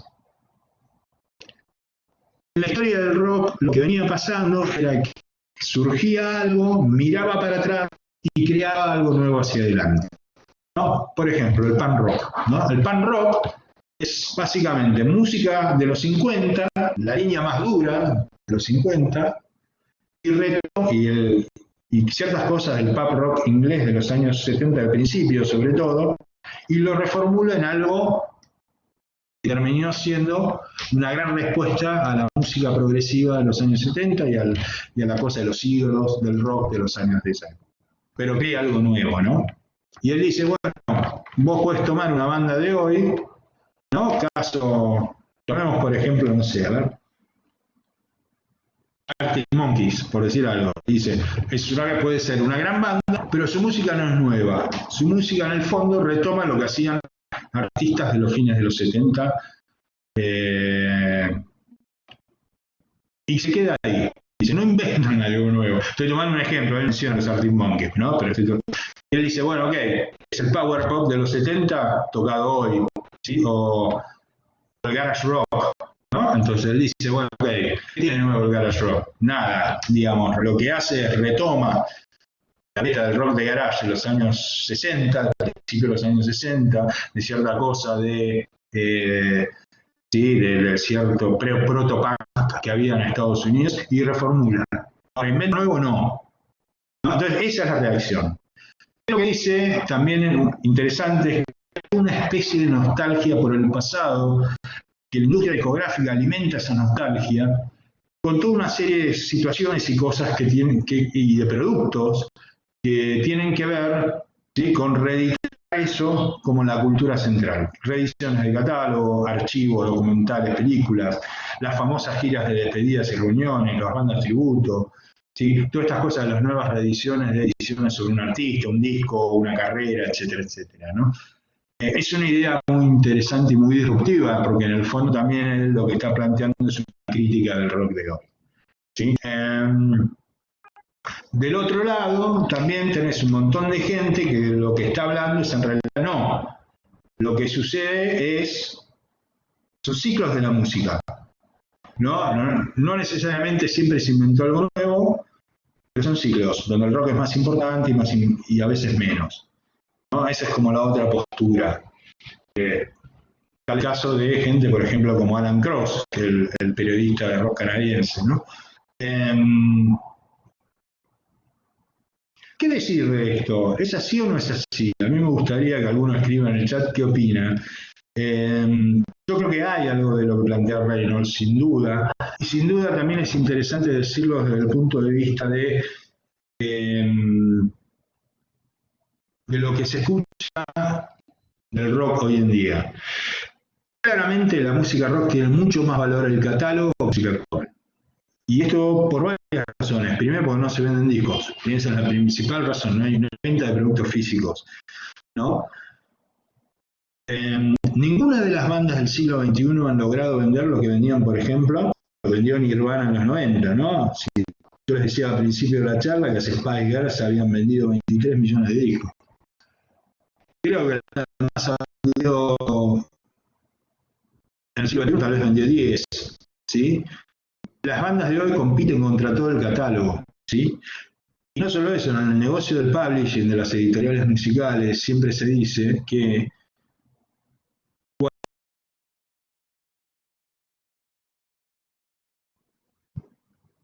si se cortó ahí, repito, cualquier artista de catálogo vale mucho más que un artista nuevo. Tiene más impacto, tal vez, un disco nuevo de Springsteen, de Bruce Springsteen, que un disco nuevo de Bon Iver, por decir alguna banda de neofolk, ¿sí? Como idea, tiro. ¿Y por qué? Porque el valor que genera Springsteen en todo su negocio es sustancialmente superior al que puede generar una banda nueva.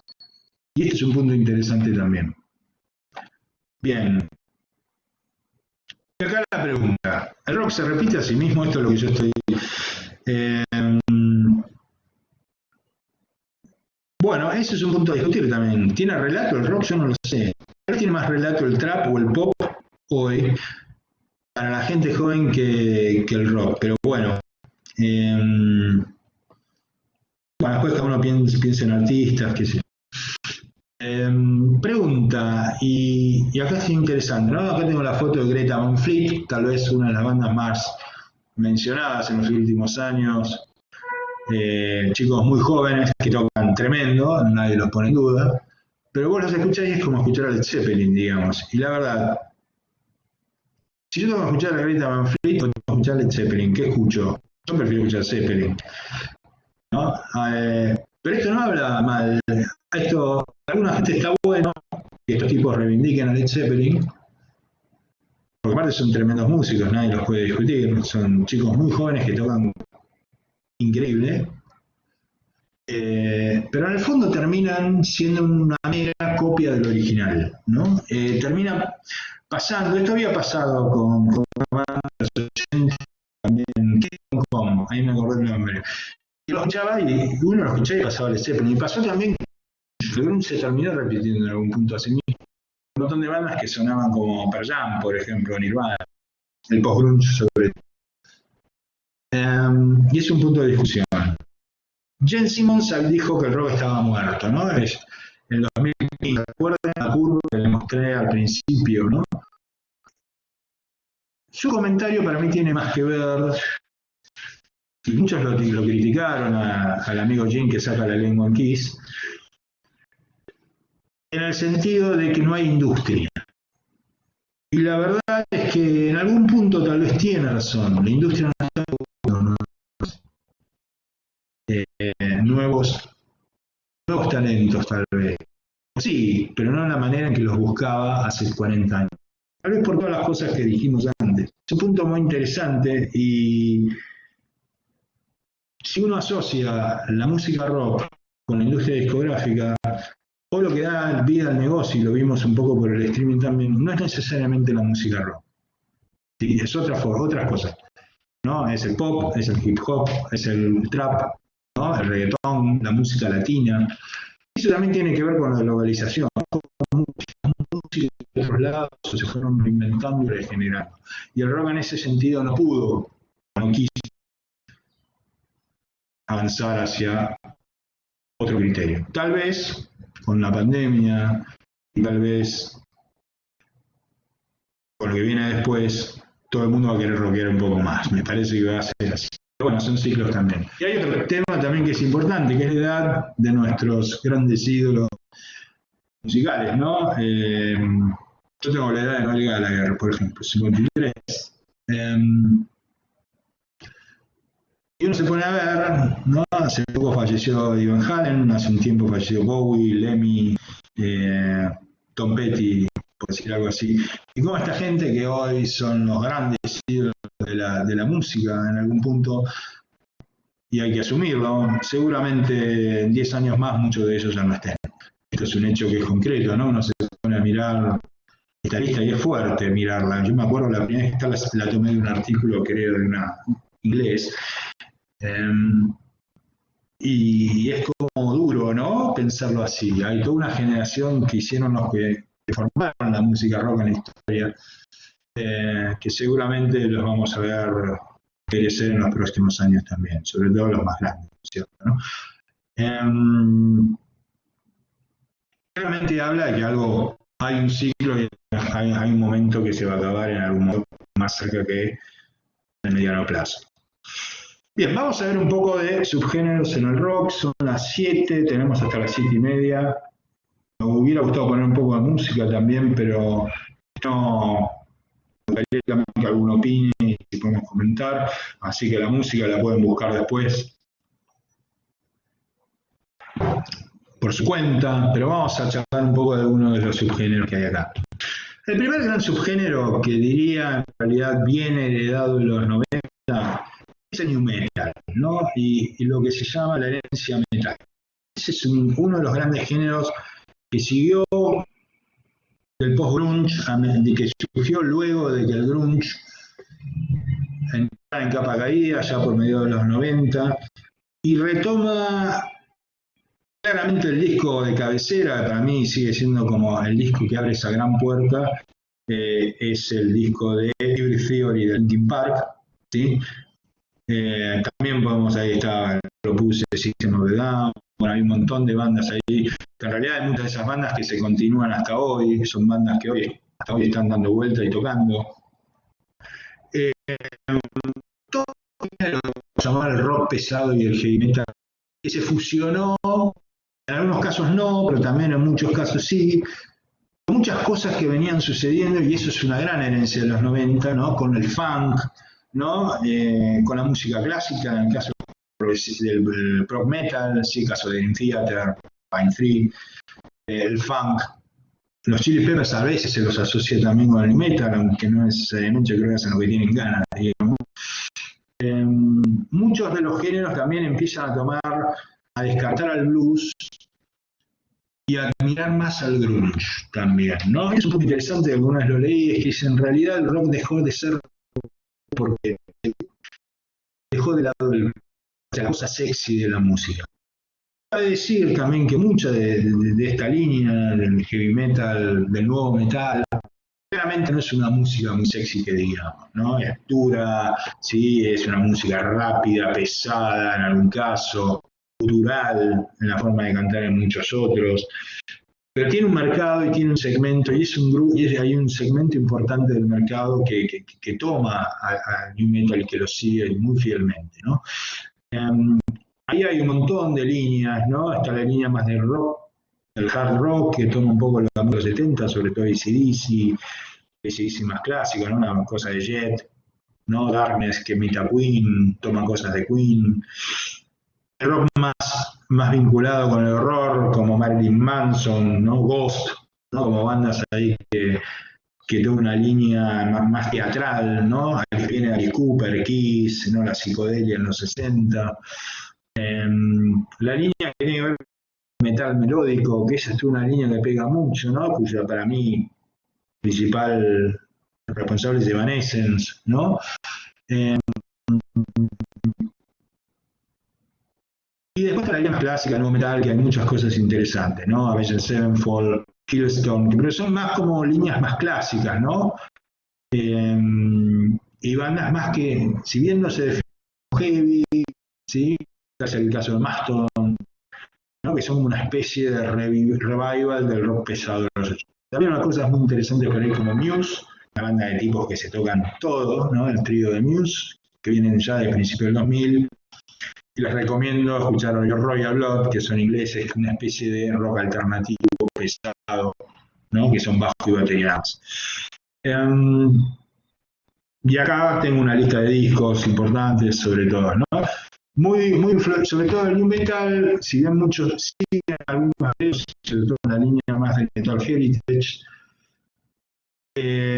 no tuvo larga vida en algún punto, ¿no? Se quedó ahí como hasta principios del 2000 y algunos de ellos siguieron hasta hoy, ¿no? Es el caso de Stone Sour, Slipknot, ¿no? Pero se han vuelto como más tradicionales, ¿no? En algún punto, ¿no? Otra línea, y es la línea inglesa.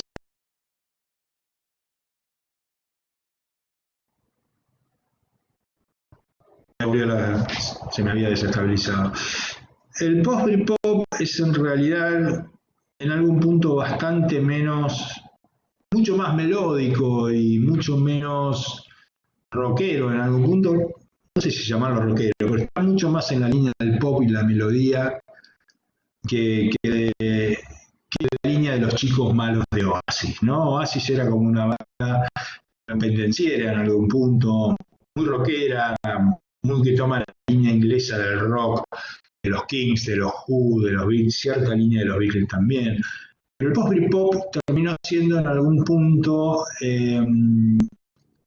un género que toma más la melodía, digamos, es más McCartney que Lennon, digamos, por decirlo en algún punto, ¿no? Es más menos Harrison y más McCartney, digamos, ¿no? El foco está ahí en la melodía, ¿no? Muchos coros gancheros, ¿no?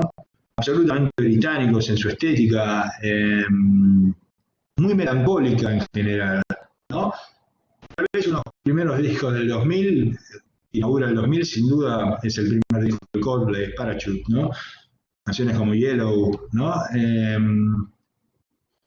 Pero es una línea que sigue dando que hablar, digamos. Hay un montón de bandas ahí interesantes, Stereophonics, de Bitter Switching. Pero también fue muy al principio, ¿no? Muy al principio del siglo XXI. Digamos, el rock inglés después terminó medio desdibujado. Creo que son, salvo Coldplay, ¿no? Y yo puse ahí a Radiohead, pero aunque Radiohead no es una banda de post-Britpop, claramente Radiohead es una banda de indie rock, pero sigue mucho la línea más alternativa de la música británica. Y bueno, Coldplay sí sigue esa línea, ¿no? Y hay bandas que han...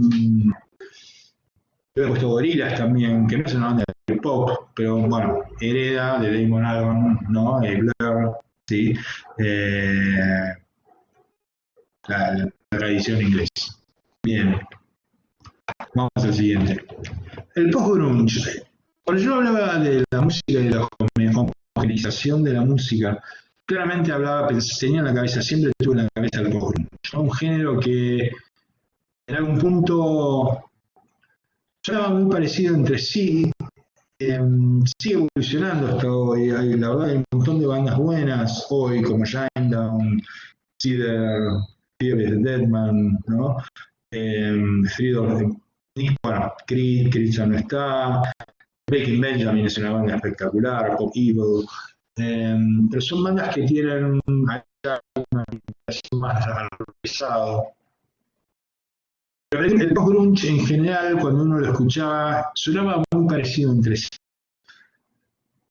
La característica del post-grunge, para mí, es que era un sonido demasiado pulido, un sonido muy trabajado. No eran bandas que no tenían nada que ver con el sonido, digamos, del primer Soundgarden o del primer Nirvana, digamos, ¿no? era como un Nevermind mucho más trabajado y mucho más FM también, ¿no? Busquen a cualquiera de estas bandas, por ejemplo, Three Doors Down, Nickelback, por ejemplo, Shinedown, y son bandas mucho más comerciales, ¿no? Claramente tienen una estructura pop en la cabeza, son canciones mucho más personales en las letras, ¿no? No son letras que son más confesionales, como se dice en la música, que letras que tienen que ver con una crítica social, ¿no? Foo Fighters es el gran ejemplo de banda post-grunge. Suena distorsionado, suena fuerte, pero suena comercial también, ¿no? Es una banda trabajada, sin duda, es una banda trabajada. Un punto importante ahí que también son bandas que están como en la cultura de la discográfica también. Son bandas mainstream en ese sentido, ¿no? Están en el centro del negocio. Cualquiera que tenga algún comentario lo puede hacer, ¿no? Uno de los primeros subgéneros, y me voy a servir un poco de agua, que explotó, y sobre todo después del 11 de septiembre, cuando empezó a hablarse del nuevo rock, fue el garage rock. El garage rock claramente retoma la tradición del rock de guitarras. Ahí el personaje principal es el amigo Jack White, ¿sí? Con White Stripes, The Raconteurs, después. Musicalmente fue un grupo de gente que vino de varios lados, ¿no? Estaba The Vines, que eran australianos, los suecos de The Hives, ¿no? Como tuvo una línea de gente que de repente dijo, vamos a agarrar las guitarras y rockear de nuevo, ¿no? El garage rock toma mucho del blues eléctrico también, toma cosas del grunge en el sonido, no es un sonido limpio el garage rock, ¿no? Es música muy enérgica, muy para arriba, ¿no? Sonaba muy bien en vivo, ¿no? Eso es interesante, ¿no? Y después está toda la línea de lo que podemos llamar el New Wave y el Power Pop, ¿no? Que ahí podemos englobar gente como Arctic Monkeys, The Killers, ¿no?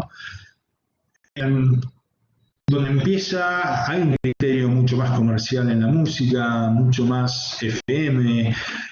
Y hay algo que es interesante, que no lo tengo puesto acá, pero la línea, ellos miran mucho a los 80, ¿no? The Killers, por ejemplo, son unos grandes fanáticos de los Pet Shop Boys. De hecho, en Glastonbury, en el 19, tocaron con los Pet Shop Boys. Son grandes admiradores de bandas de los 80, como Smiths, Morrissey, aunque obviamente son grandes admiradores del punk rock también, ¿no? Musicalmente tiene esa power pop, la New Wave, ¿no? Sí, la New Wave en realidad es de fines de los 70. La New Wave era un término lindo que inventó la industria discográfica para nombrar a músicos punk que empezaban a hacer música, tal vez no punk, pero venían de esa línea, ¿no? Fue una vuelta de tuerca, ¿no? Ese sentido de... Es así. En la New Wave entraba The Cars, la gente como Talking Heads, ¿no? Blondie. ¿No? Y mucha de esta gente suena eso, ¿no? Es la batería fuerte, pesado, ¿no? Mucho ritmo, ¿sí? Batería y bajo arriba, ¿sí? ¿No? Y Arctic Monkeys tiene eso claramente, ¿no? Y The Killers también. Por nombrar algunas de ellas, ¿no? Música actual que vale la pena, bueno, Kemi Barnett, Tame Impala, ¿sí? Vampire Weekend, ¿no? Sí, los New Romantics no tuvieron mucho, bueno, habría que ver ahí, ¿no? Pero después está lo que yo llamo el mod revival, ¿no? El del power pop, ¿no? Gente como Franz Ferdinand, Kaiser Chief, que en realidad es una vuelta a la música de los 50, los primeros Who, por ejemplo, o gente como The Jam, bandas que surgieron del punk rock, pero que tenían una cosa muy pop, ¿no? Música como bailable rápida, ¿no? Ese sería un poco el concepto, ¿no? Y Kaiser Chief tiene mucho de eso, es muy inglés. Frank Ferdinand también, que es muy británico. Y después tenemos a Weezer, pero Weezer tiene antes en realidad, ¿no? Es una tradición, es una banda que creo empieza a fines de los 80 en realidad, ¿no? Y es volver a Buddy Holly y a los años 50, ¿no? El sonido es ese, ¿no? Guitarra, canción, un poco, mucho coro, muy lindos coros, gancheros, ¿sí? Redondas, canciones redondas. Bien. 10-20 minutos. Otro de los géneros más interesantes es la nueva psicodelia. No voy a hablar mucho de esto, pero básicamente es retomar la tradición, ¿no? Esta cosa de la cosa sónica, la zapada, las canciones largas, ¿no? Y Tame Impala, la australiana, es claramente una de las grandes bandas que no es la única, o los Flaming Lips, que ahora están haciendo unos recitales de burbujas en esta ironía de la pandemia, ¿no? Esa cosa de mezclar sonidos, la voz que se guitarras y es súper interesante. Sí, va, lo saco.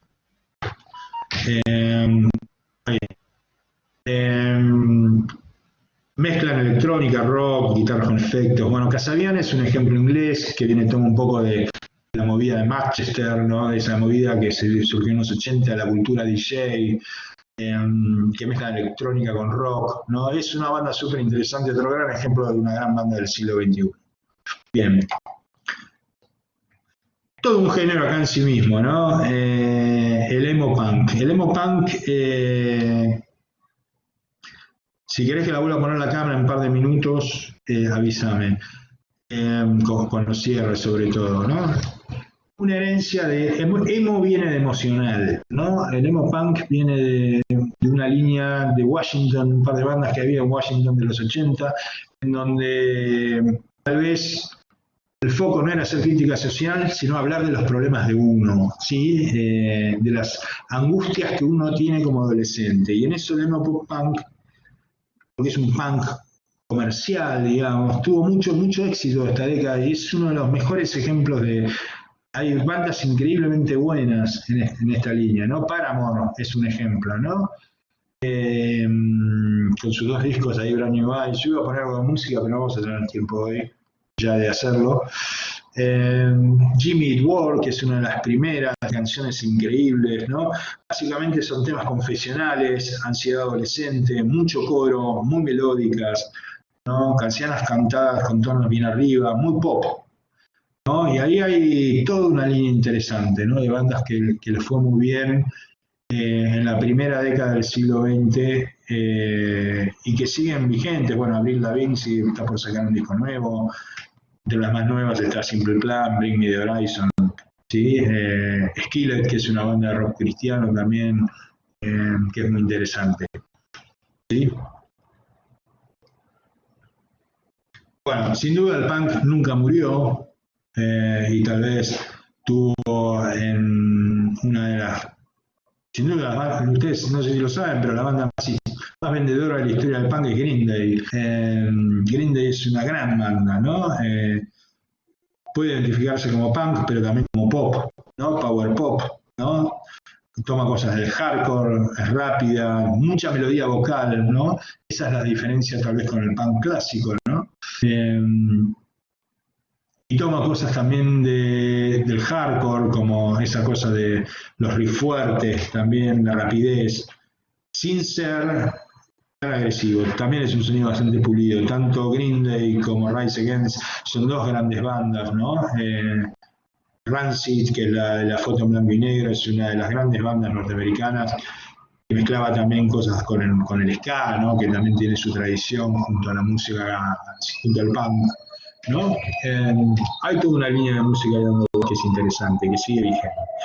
Una de las líneas más clásicas y que sigue vigente como nunca, sobre todo con algunos personajes muy centrales, es el blues, ¿no? El blues eléctrico, que se llama el nuevo blues eléctrico, ¿no? Y ahí entran bestias instrumentales como Joe Bonamassa, John Mayer, que yo considero tal vez es el mejor guitarrista del siglo XXI, gente como la inglesa John Joe Taylor, que es tremenda, una bluesera increíble, Kenny Wayne Shepherd, que es otro músico increíble. La gran diferencia entre Bonamassa y Mayer es que Mayer supo mezclar muy bien la tradición bluesera con la música pop, ¿no? Es casi un blues para chicas, digamos, de alguna manera, dicho en tono irónico, pero y es un virtuosísimo que Clapton dijo, la verdad no tengo que decirle nunca nada a Meyer, ¿no? Bonamassa es la tradición del blues eléctrico en su mejor expresión, tal vez más clásico que Meyer, y hay una línea ahí que sigue dando vueltas, hay gente que está tocando todo el tiempo, tiene su séquito y su grupo de seguidores, gente muy musical, ¿no? Muy interesante en cuanto a lo que hace todo el tiempo, ¿no? Es un grupo de gente con un talento infernal. Uno de los segmentos, una de las músicas que más han crecido, sin duda, es la música folk, el revival de la música folk, ¿no? Claramente influenciado por la niña de la música que se llama americana, o Dylan, ¿no? La música de los cantautores, ¿no? Pero mucho más identificado también con la cosa de cierta cosa de la vuelta a la tierra, a lo ambiental, a posturas ambientalistas, a usar instrumentos contemporáneos como teclados, a jugar con sonidos que tal vez no eran tan tradicionales en la música folk más clásica, ¿no?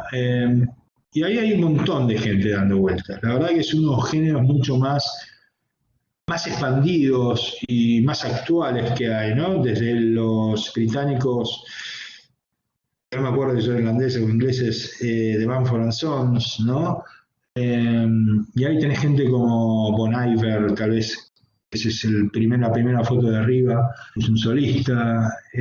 Los australianos, que es la pareja que ven ahí, que son hermanos en realidad, de Angus and Julie Stone. Hay toda una línea ahí dando vueltas de gente que empieza a recuperar con mucho éxito, ¿no? War on Drugs, que muchos es un artista que lo toman como una especie de nuevo Dylan con un sonido moderno, y Dylan suena, no sé si Dylan suena parecido a War on Drugs o de War on Drugs a Dylan, supongo que debe ser de War on Drugs a Dylan. Esa es toda una línea interesante para escuchar. Gracias, Joaquín. Gusto tenerte. Estos días voy a estar dándote la charla mañana, lunes y martes también, así que voy a estar como ocupado. Búscame por ahí.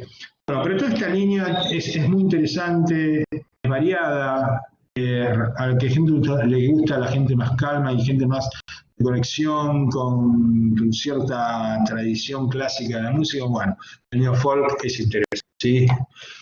¿Qué más tenemos? Pop rock, creo que esta es la última línea. Bueno, esta es la beta más exitosa del rock hoy, ¿sí?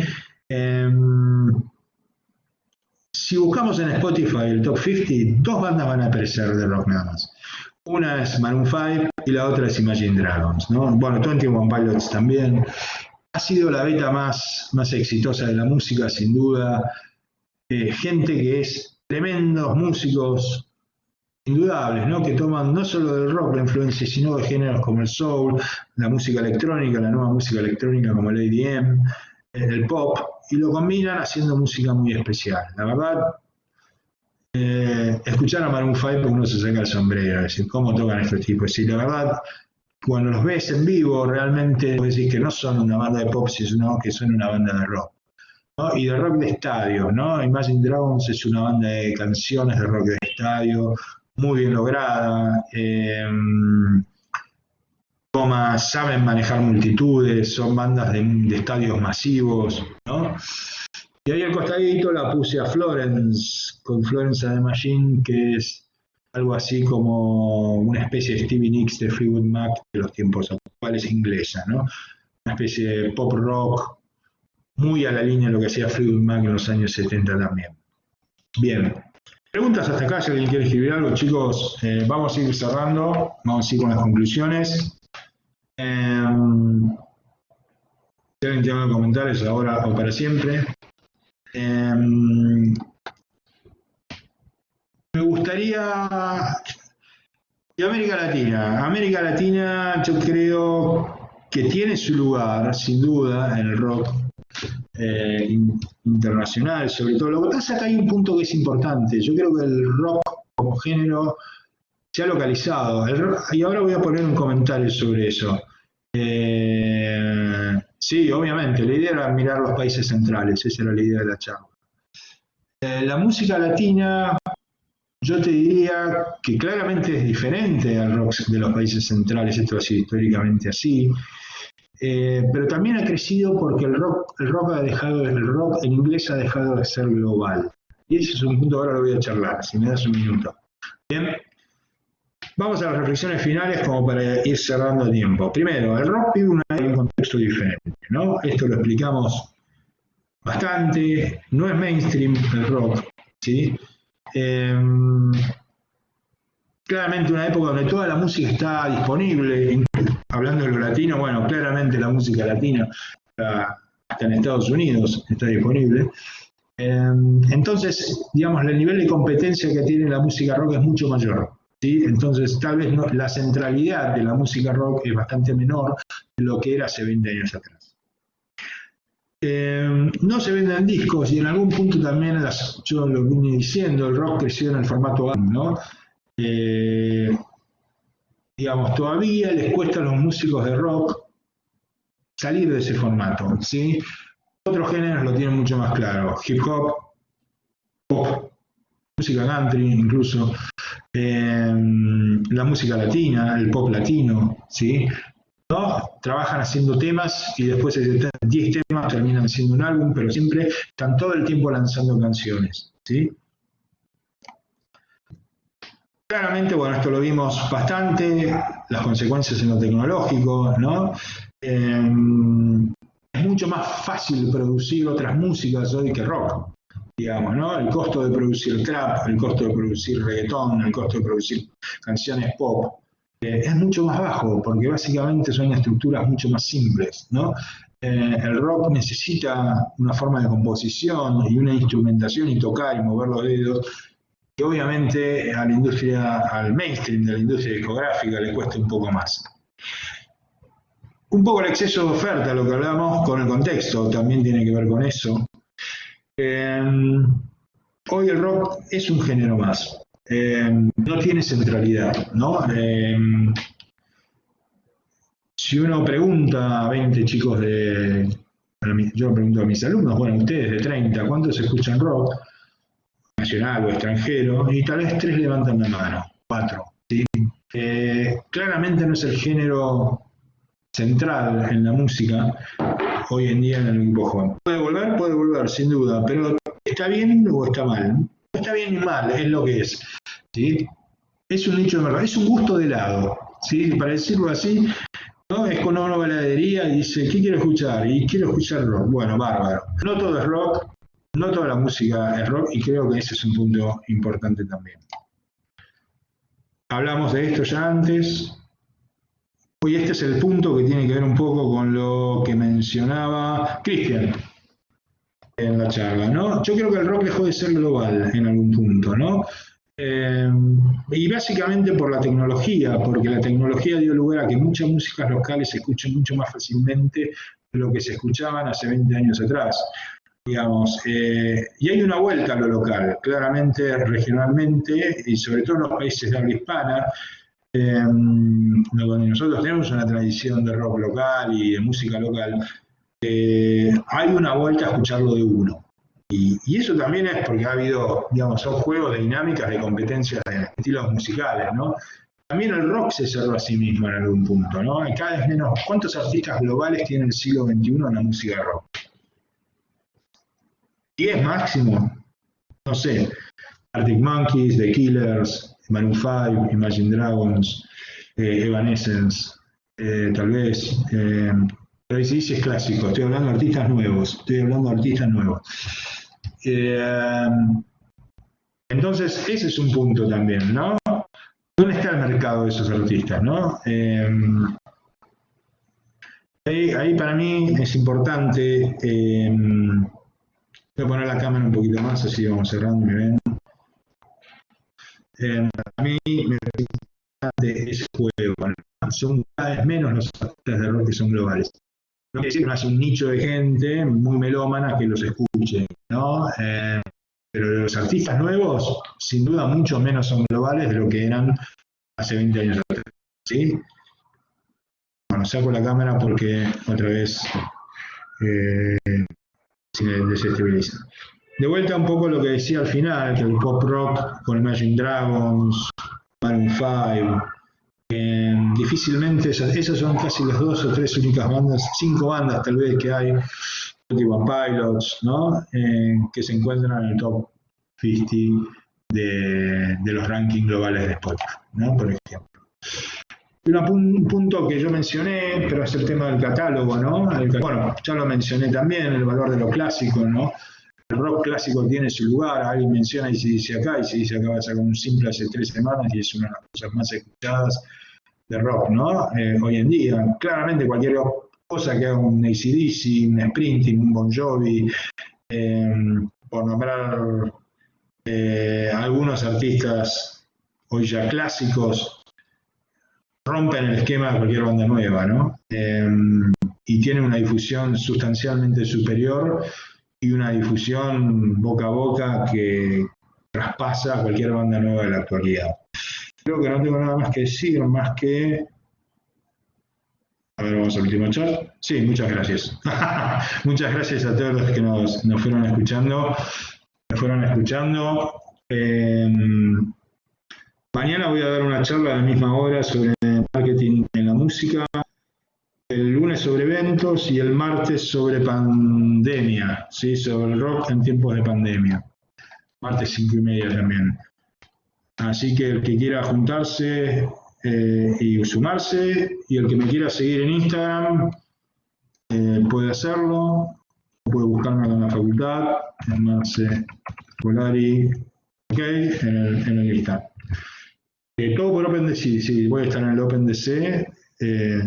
Esta vez me eligieron como, me autoelegí como gran en el área musical, pero gracias a chicos y chicas por seguirme y escuchar esta presentación. Espero que les haya servido y la va a subir OpenDC a partir del 30 de noviembre. Muchas gracias a todos y gracias a los técnicos del otro lado que están ayudando para que esta charla salga bien.